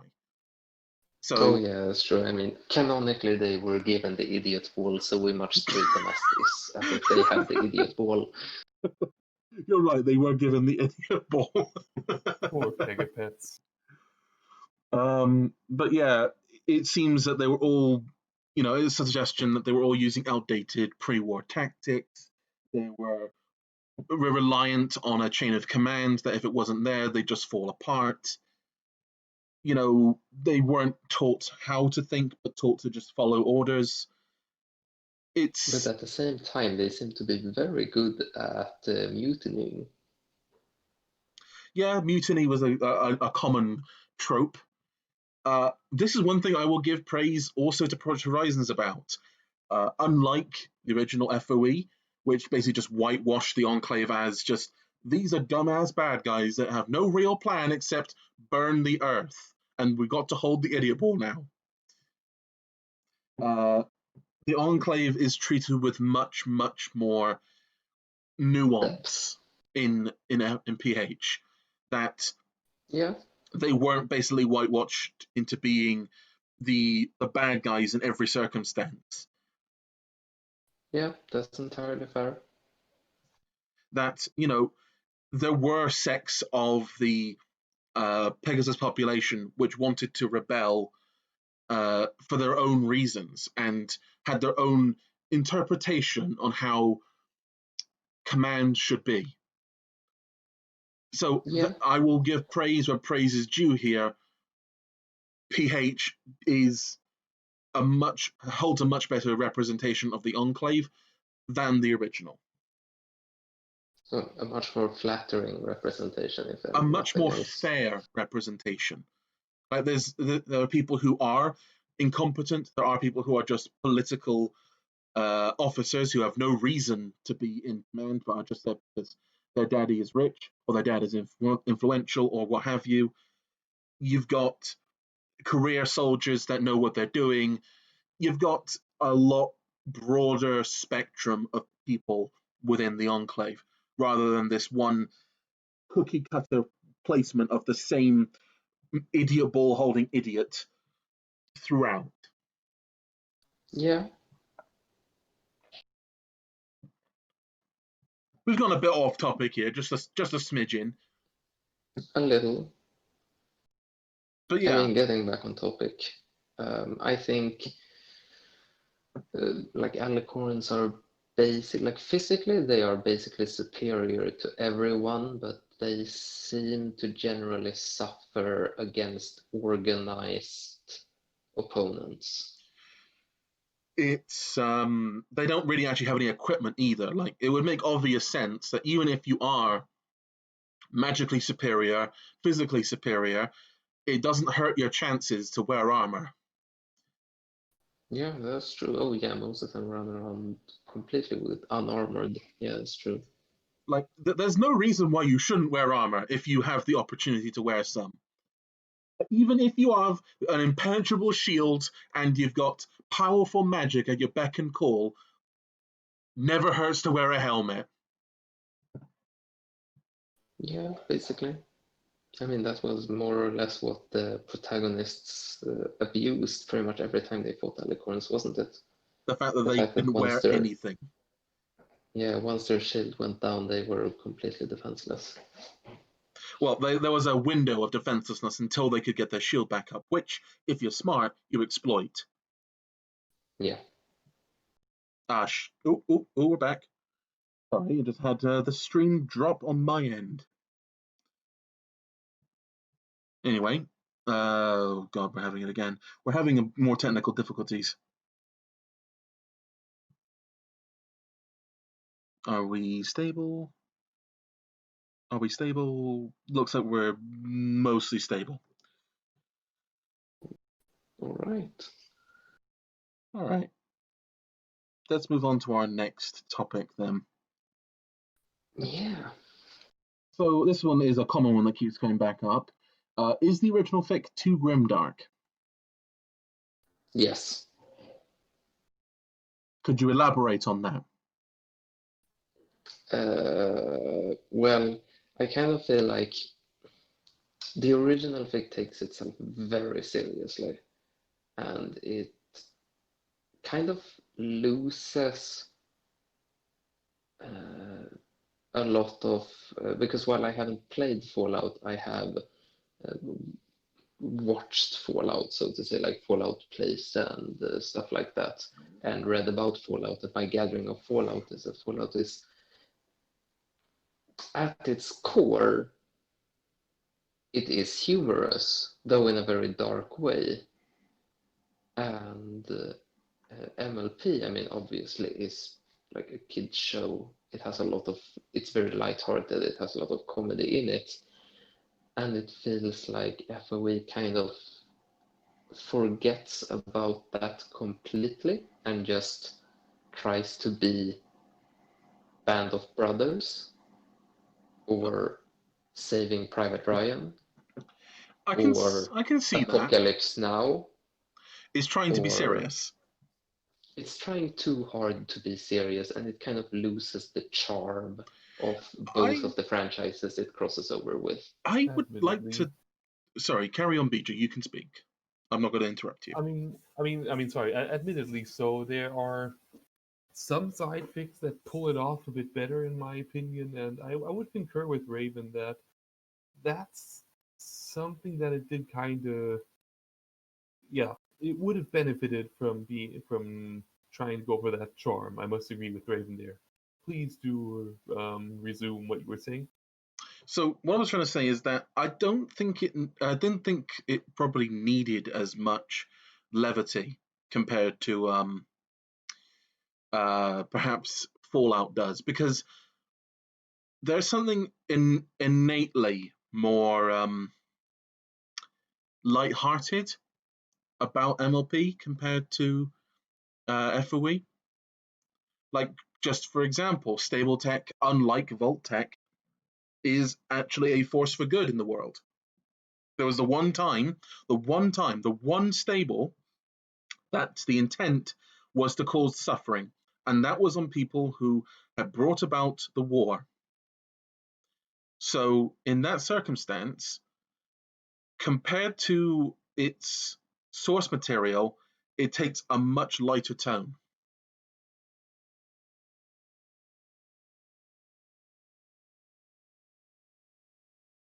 Hello?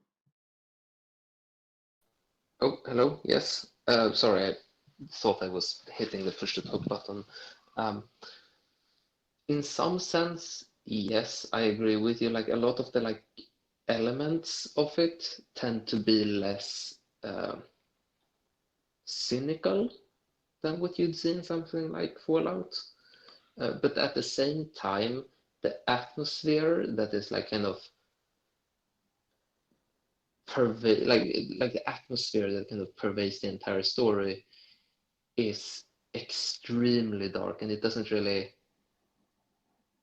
like it seems to kind of not be quite aware of how silly its own situation is, so to say. Because yes, as you say, like it's in some senses it's less sinister than Fallout might be, but in a lot of other senses it kind of a lot of the more like overt grimness, so to say, is played up in FOE, I feel. Like the kind of on-the-nose obvious stuff, while something like stable tech being less, not being malevolent, unlike Vault tech, is more kind of subtle background stuff. But like the in-the-moment storytelling is extremely dark and takes itself super seriously. Yeah, I can see that. Like, Arbu is a fine example. I mean, yeah, Arbu, basically everything. It's like, how often does the story make jokes? Like, how often is there like a joke? I don't think crack? that the story does make any jokes, as far as I remember. Yeah, basically, which kind of like, you know, like even like in a sense, large parts of the aesthetic of Fallout is in itself kind of a joke because it has this juxtaposition between like the kind of bright kind of optimism of the 50s with, well, you know, the kind of Wild West of the wasteland. And I feel like that's kind of lost on FOE. And then it also kind of has, agree with that.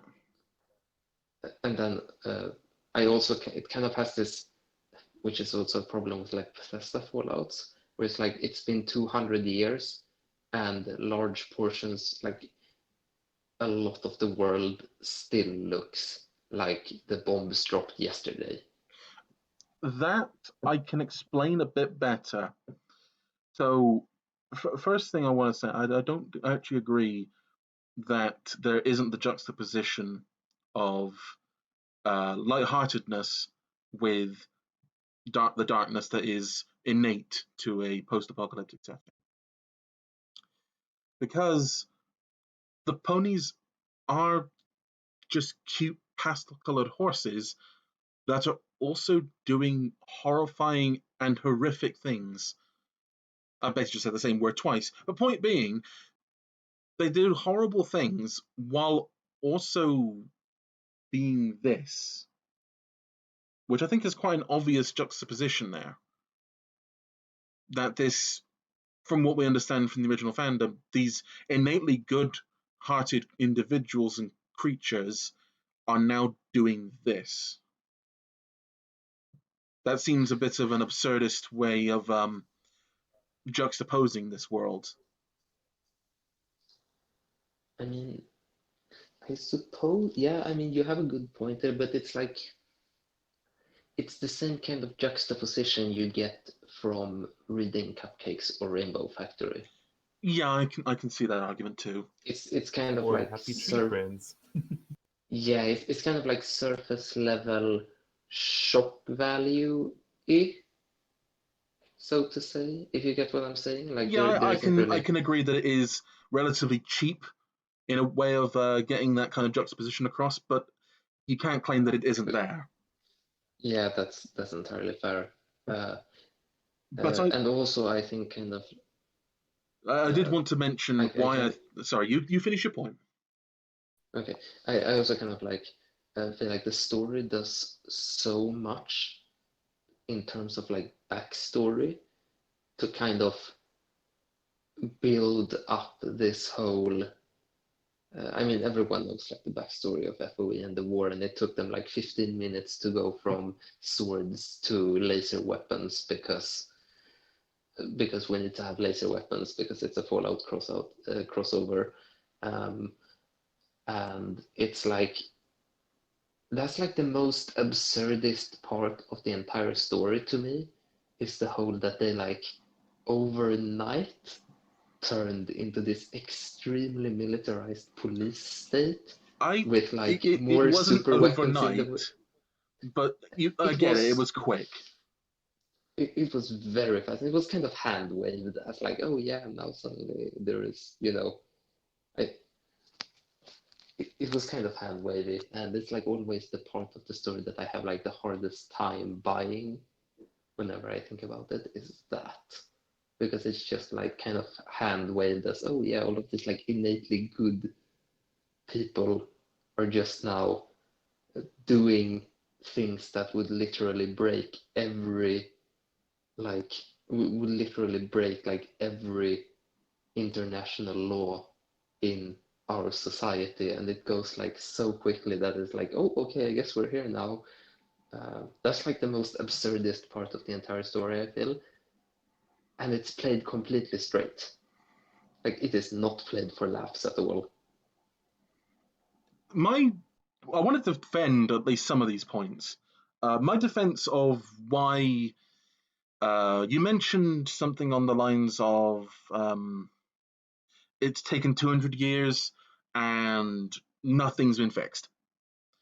The reason I want to argue that why this makes more sense in FOE is the reason why it makes more sense in FOE is because it's something innate to being ponies in this world.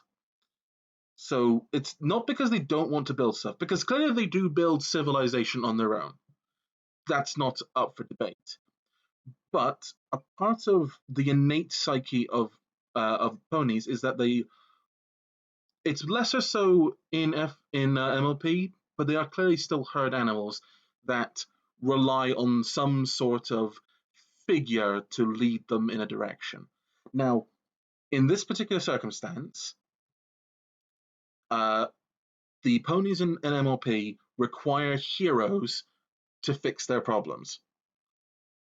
This has worked before the bombs, and it worked after the bombs. Like, what are all the figures that are making sure Equestria is safe inside the past of MLP? They are all heroic figures or villainous figures causing damage. It isn't some sort of system or some sort of nebulous state causing problems. It's individuals that acquire minions around them, or followers if they're good, that end up dealing with the problem or causing it. It's all down to heroes and villains causing what's going on. And that's kind of what follows into FOE. You don't have ponies fixing problems on their own because they have an innate, basically built into both their culture and their brains, as it were, to follow heroic figures. And there just aren't any. Everyone is too out for their own survival. You can't have heroes if everyone's just trying to get by. So heroes are what cause the world to change in the MOP universe. So that is my justification for why it makes more sense that in 200 years, not much has gone forward. It's because they don't have those hero characters anymore to lead them.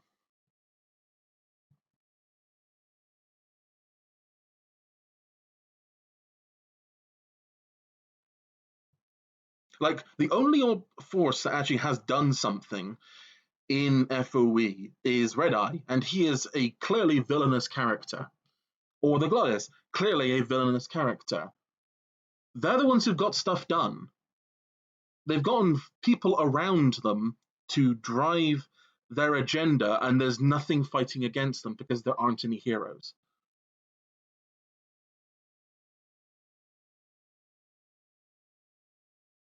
Lav brings up a point. I dismiss that point because you can still grow stuff on a cloudy day. It's just a perpetual cloudy day.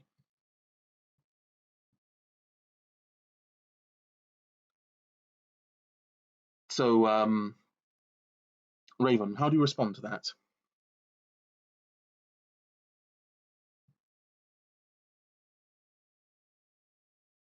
Raven?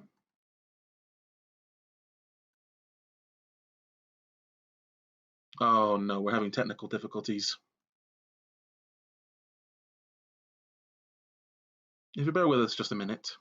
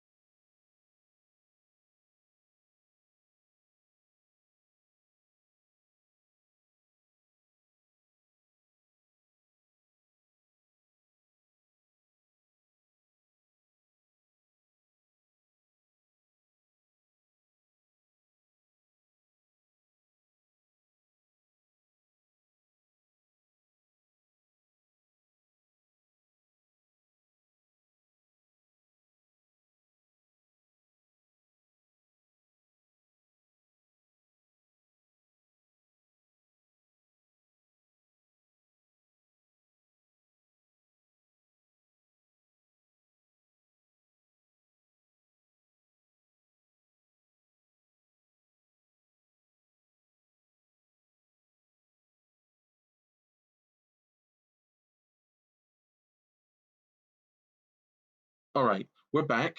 We've fixed the technical issues. This stream is having a lot of technical issues today. So, I explained my the gist of my point to Raven just now. You can make your counterings if you'd like. No, actually, basically, I have no counterpoints. I haven't actually thought about it that way, and it makes a lot of sense now that you mention it. Basically, that the ponies are holding out for, well, for a hero, to quote a certain song from the 80s. Yes. And I did point out that there are certain villainous figures that have been getting stuff done. The Goddess and Red Eye.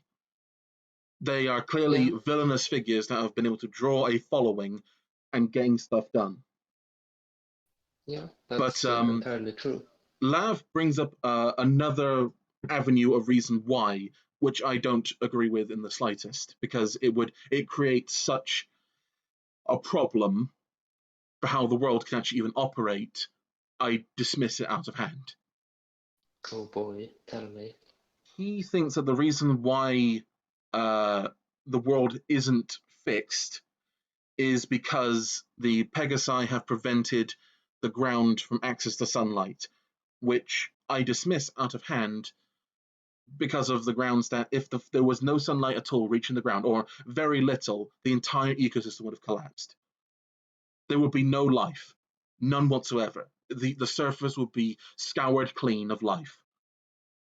I mean, there are regions of Equestria, like the Everfree Forest, which are shown to still house life. Yes, but thing is that the Relatively, cloud cover like, covers that bit unharmed. too. Yeah, exactly. So that kind of doesn't make a whole lot of sense. Basically because of places like the Everfree Forest, which is, I mean, it's growing so well that they have to burn it down to turn it into farmlands.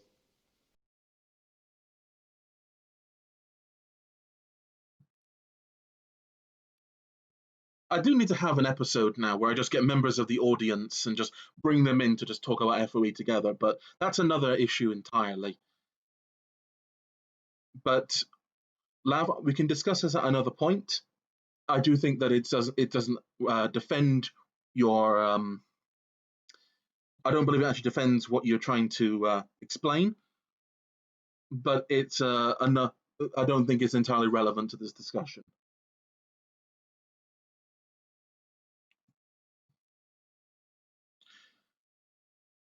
So yes, shall we? Was there anything else you wanted to mention about the? You thought that the original was too grimdark. So, is there anything else you wanted to bring up in regards to that question? No, I think I don't think so. I think it's pretty much. I think I've said my piece on it, basically. All right. Next topic then. This one's a bit of a smaller topic, kinda. You know what? I'm going to skip that one and move on to the next one because I think it's kind of boring actually when I look at it. Okay.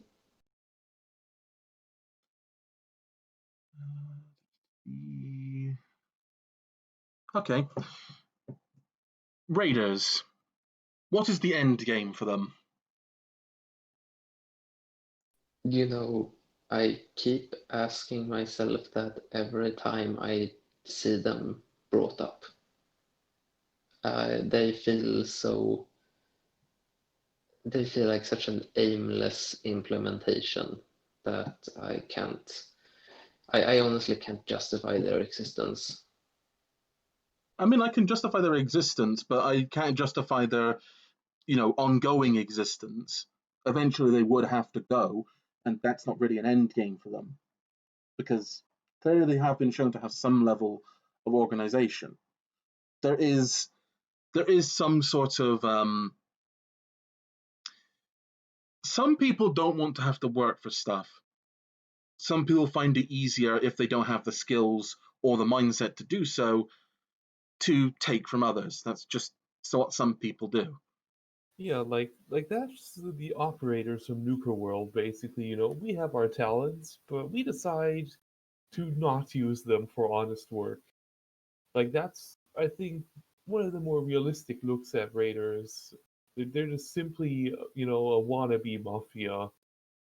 But as for those that are just completely wantonly slaughtering people, yeah, where do they get their food? Where do they get new members? Yeah, basically, like the way raiders are largely portrayed in the original, that's the one that I have like a hard time justifying the existence of, because they feel so much like a video game trash mob. Yeah, I want to point out there though that there's a reason for why that is the way it is. It's mostly because KCAT wanted to present them in a moralistic light. Oh yeah, the whole they have no morals, that's why they are raiders or whatever it is. I don't think it's a very useful way of portraying complicated individuals and reducing them down to moral failings on their part. I don't think that's helpful. But most people become criminals not because they're just innately bad people. Most people become criminals through desperation. There are people who commit crimes through passion, crimes of the moment, and there are people who are mentally ill, which also commit crimes. But the broad majority of criminals are not criminals because they're bad people. They're criminals because of circumstance. Yeah, but that was never how like the Raiders in the original were portrayed. Like they were basically all portrayed as like a bunch of lunatic psychopaths, and it just felt like to me it felt like the way K-Cat portrayed Raiders was basically just to have like an easy way to make the protagonists have someone who everyone could agree on was evil that they could shoot at without having to deal with any moral quandaries. Just like, oh yeah, they are bad people, therefore It's okay to just shoot them. It's okay to Yeah. shoot to 360 no scope this guy right in the fucking eye. Yeah, because I mean, having basically. Arbu moments over and over would have been kind of stale. Yeah, basically. And it's kind of like, I don't know, it feels like padding. It's like, we need a gunfight, but I can't be bothered to come up with a reason to shoot anyone, so let's just, I don't know, add some objectively bad people who everyone knows are bad because they are just bad because they are bad, and then the protagonists can look heroic without having to deal with any of the emotional or moral baggage that comes with it. Though there are examples within the Fallout universe of raiders being done in very interesting ways and making them a lot more sympathetic as characters. Now, they're still morally unjustifiable, but you can understand why, given their Oh yeah, I mean, material circumstances that they find themselves in. Like oh yeah, I Fallout mean, of 76. course. Fallout 76 actually does a really good job with this. So you meet a band of raiders early on in the new Fallout 76 story mode, where you have to bring back civilization for realsies this time to Appalachia, and the raiders don't present themselves as monsters. They're not monsters in that story. These are people who lived through the apocalypse because they remember a time from before the war, because it was only 21 years ago according to that part of the story. That's not very long ago. That's recent memory in all the great scheme of things. And the reason why they became raiders is because they just didn't have the skills to live off the land. Like, most people wouldn't have the skills to live off the land. Most people are desk jockeys. Like, how much does the average desk jockey know about farming and foraging in the wilds, hunting animals and getting the safe bits to eat? They know practically Yeah. nothing because of just how society is structured. You rely on loads of other people around you for your means of survival. You don't know everything you need to survive. Yeah, that makes sense. And so when a society collapses and all of the infrastructure and the individuals that you need for your survival are no longer able to work together to ensure mutual survival, what are those people going to do? Because they want to keep living. That's a given. People want to keep living. As bad as their life can be, a man will scrabble for 3 months of shitty existence if it means they get to live a bit longer. So, given that, people will do what they can to survive, which sometimes means stealing from people who have been able to establish themselves better than you, or extort those who have established themselves better than you. And that's where the original Yeah. Raiders came from. They came from people who were desperate. Yeah, I mean, that makes sense. If only the Raiders were portrayed as that in FOE, right? If only, yes, if only. Yeah, if only there was less of a focus on, morals and more on practicality. But, well, that's what the story that K-Cat meant to tell. Doesn't have to be the same story that other side fic authors wish to tell. Of course, and let's be fair here. We all understand that Little Pip is very much a poor narrator. She's an unreliable narrator. You can understand that she will probably paint her story as these people are morally bankrupt. That's why it was okay for me to shoot them. These people who are not morally bankrupt but are morally more dubious may not be great, but they're better than these entirely moral degenerates here, which I've shot in the head for funsies. Yeah, that's a fair point.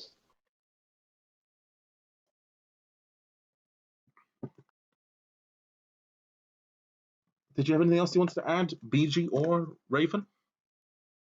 Nope. No, not to this topic. All right. Well, we're rapidly approaching that actually is our last topic for discussion before our final part of the show. So we'll go off for another commercial break. If you have any questions you want answered by Raven or by us here, please leave a message in the comments. I do appreciate everything that you ask. So bear with us a second. Enjoy this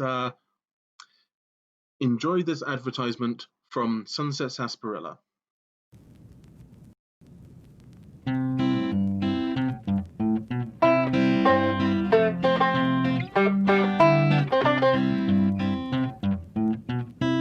Gee, Grandpa, what's that swell-looking stuff you're drinking? Well, my boy, it's the cool, refreshing taste of Sunrise Sarsaparilla.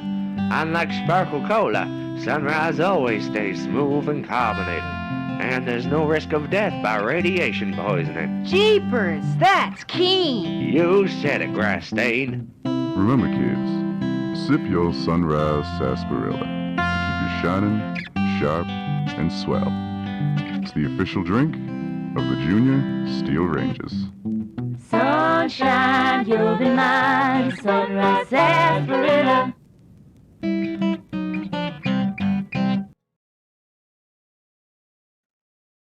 And we're back. Hope you enjoyed that short commercial break. So, I've not seen any questions come up, at least not many in the chat. If any of you actually have any questions, I'll give you a few minutes to ask. But otherwise, we will call an end to the stream shortly.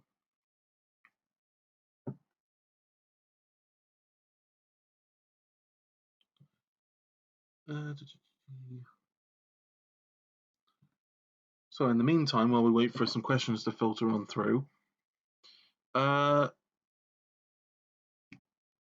what are you doing? So how have you been keeping up in the lockdown? Keeping on in the lockdown, then, Raven? Oh, it's been okay, I suppose. It got. I feel like I haven't really been. It's basically just been like school, stressing over school, and then like eating and sleeping, and I haven't really had a good kind of day-to-day rhythm or anything. So it's been kind of rough. What with basically social contact being extremely limited. So you've just been kind of trapped inside, not doing much of anything. Yeah, basically, while at the same time being really stressed out. So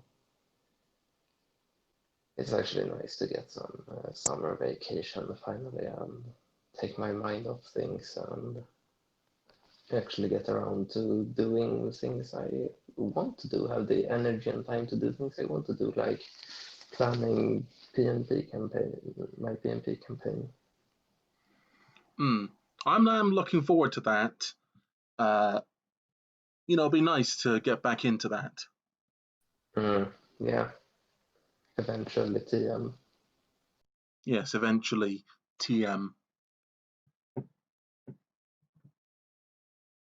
But perhaps you can reminisce for at least a little bit longer about Lone Star, more stories about that. I'm just trying to rack my brain about what some of the cool stuff that happened in that campaign.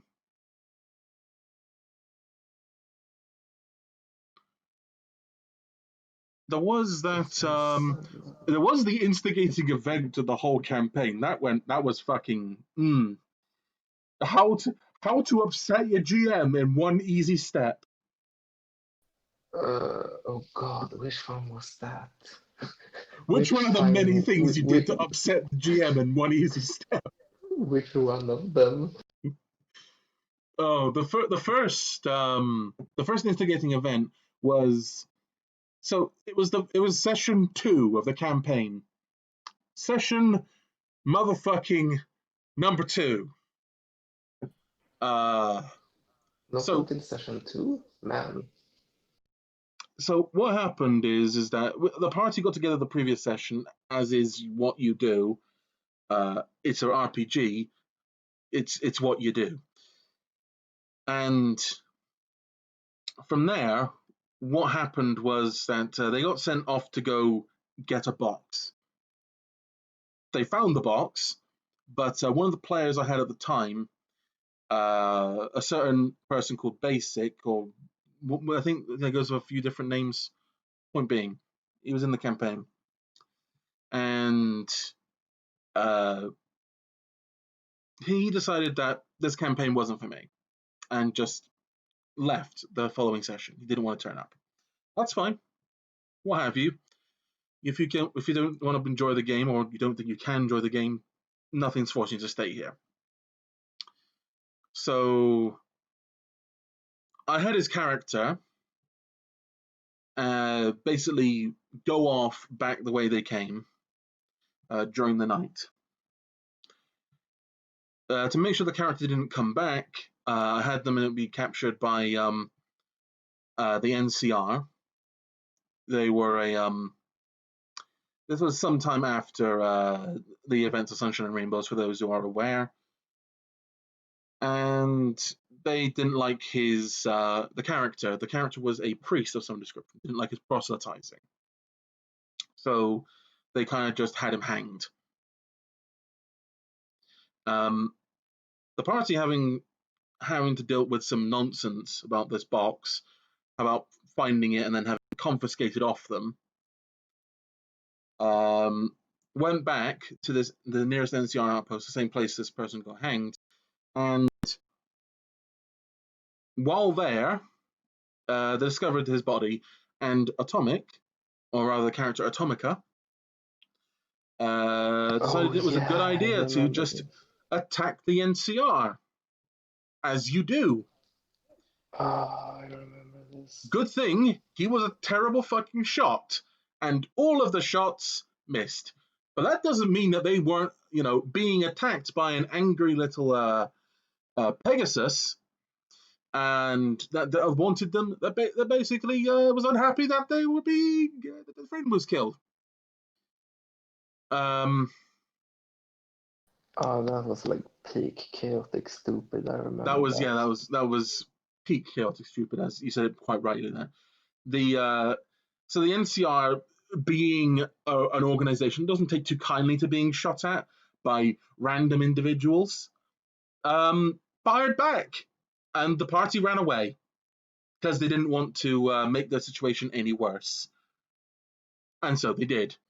But the thing is that the NCR blocked the only way back to turn in the quest that they failed. So therein lies the problem. It forced them to get into bed with an organization which was, they didn't, that were probably the good guys. The chain gangers. They were, in my opinion, as the person who was making this world, they were the good guys in this situation. But I didn't want to force them into that political situation before they were ready. And Atomic forced that situation. So that was fun.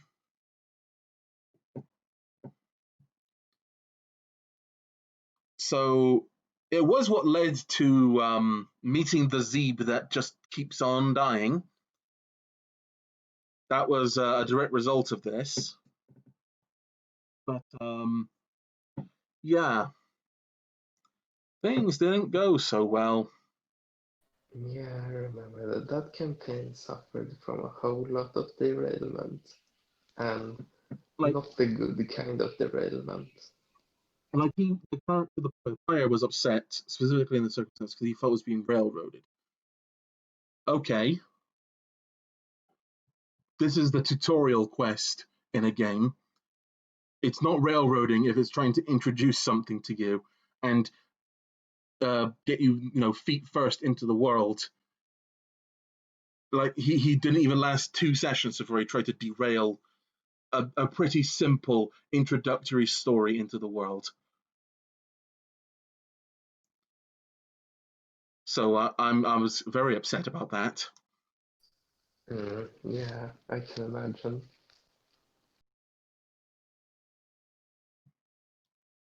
Oh, there were so many other instances where things went wrong.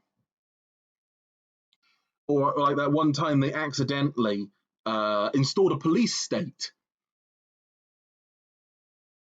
Oh yeah. How did that happen again? I think I remember this. So basically they had they were in the town of Ironwick, which just means literally Iron Town. Yeah, and the sheriff there was saying, "Hey, look at all this squalor the people are living in. I'll clean up with these corrupt officials." And a certain lawbringer horse was quite naively enthusiastic in helping him with that. Oh yeah.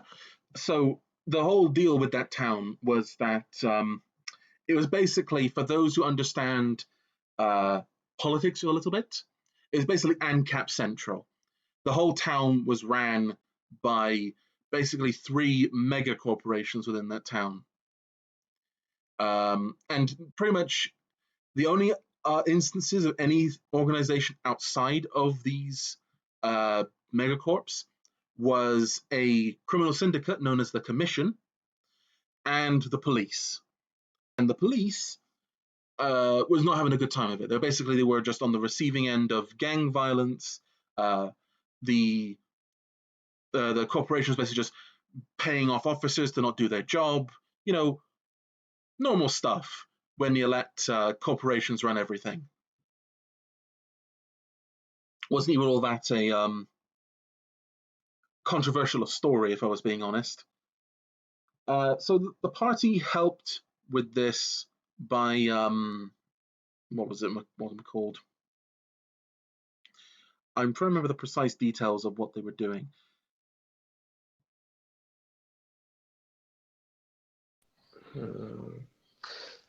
Wasn't it like... No, I actually don't remember. I do recall this, but I don't remember how we did it. So you first did a mission for the guy, which was dealing with a band of raiders of some description, which had a large number of cyber dogs. So that went down. Went down rather poorly, but yes, we ended up turning the quest in. Yes, Dusty Horse lost a leg to that one. Machine gunned off. Because she was a small horse and had to explain her smallness, she was able to actually take one of the dog's cyber legs and have it replaced. So, yeah. I actually did find it touching how the other party members were all concerned about that, like especially with Ironheart bringing in his expertise with cyber surgery to help the medic. Who was our medic at that time? It was actually the cyber surgeon. Ironheart was the medic, because basically what ended up happening is that they went through 2 medics while their time inside Ironwick. Yeah. And at that point, Ironheart was basically the best medical individual available to them at the time, and just ended up taking over that role. I swore we had some zebra medic or something. You didn't have a zebra medic, if I remember. You had a Pegasus medic a little bit later. Another Pegasus medic. But anyway, so you help him out with this, and you refuse to take the reward for it because he mentioned it was basically the police payroll. for quite some time. Mm-hmm. I believe there was one character that took the money. I'm looking at you, Raven. Oh yeah, because I was like basically lawful neutral, bordering on lawful evil, wasn't I? Yeah. So that was their first introduction to this character. A little bit later, the situation had gotten worse.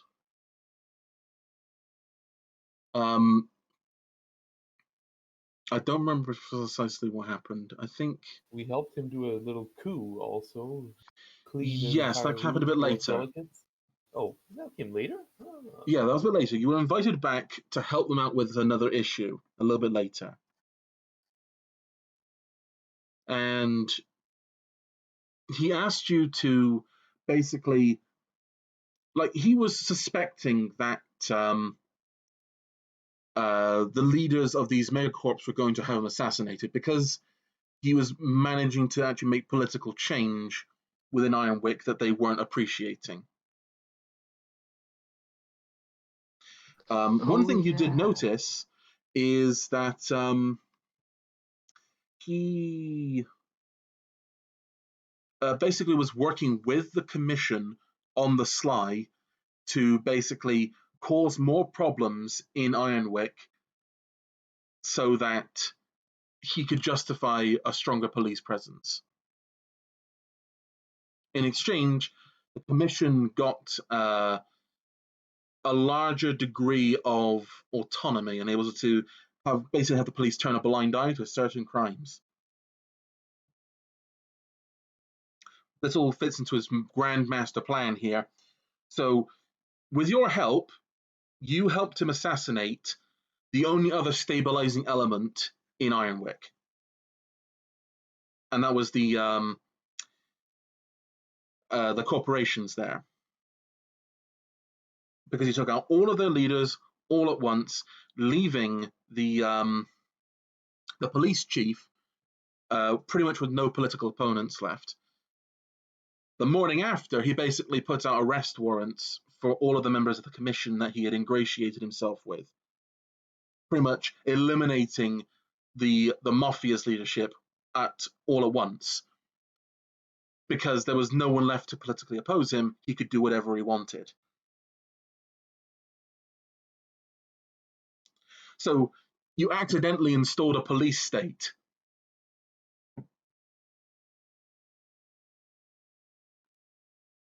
I mean, I see this as an absolute win. We did get paid for it. Yes, you did get paid for it, but you accidentally made the whole situation worse. You basically let an authoritarian regime that had absolute control of the police with no accountability to anyone else besides themselves basically hijack justice and just take control of a city. All because you saw a guy tear up at the fact they had to give his officers their pay packets to you.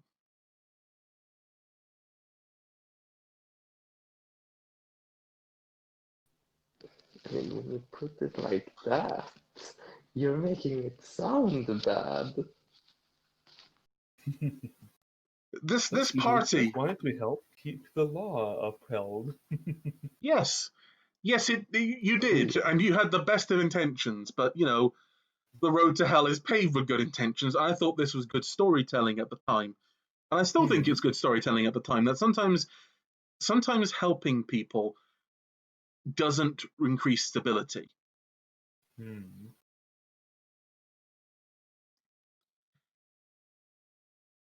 But yeah, that did end up getting solved by Dusty Horse eventually, with another group in the same universe, after a mutualist uprising in the city. Oh, really? Yes. Oh, that's cool. Trottle, actually, your character, Trottle, was involved in Yeah. that uprising and actually was helping them out. Oh yeah, I actually think I got to spectate that session when he partook. Indeed, you were able to watch. And, I felt it was in fitting with the character that you had presented of Trottle, someone who was, before the war, a union member and a union official, I believe. Yeah, yeah, he was something like that. Yeah, it would have fit. He would have I imagine that, realized his mistake. once he had seen what him and his friends had done, I imagine that given his political leanings and given the material harm that he had done, he probably would have thrown his lot in with them to at least have something symbolizing an improvement here. Yeah, probably. I feel like that would fit his character quite well, actually. But yeah, besides that story, I believe we've not had any questions in the chat, so I believe it's a good time to end here. All right. So this has been Post Apoc Horse Talk with your host, Galen Tages, and my co-host, PG, and our guest tonight has been Raven. So Thanks until for next having time, me. yes, and until next time, keep your eyes trained and your gun in its holster, because you never know what the wasteland brings. And have a good night. Good night.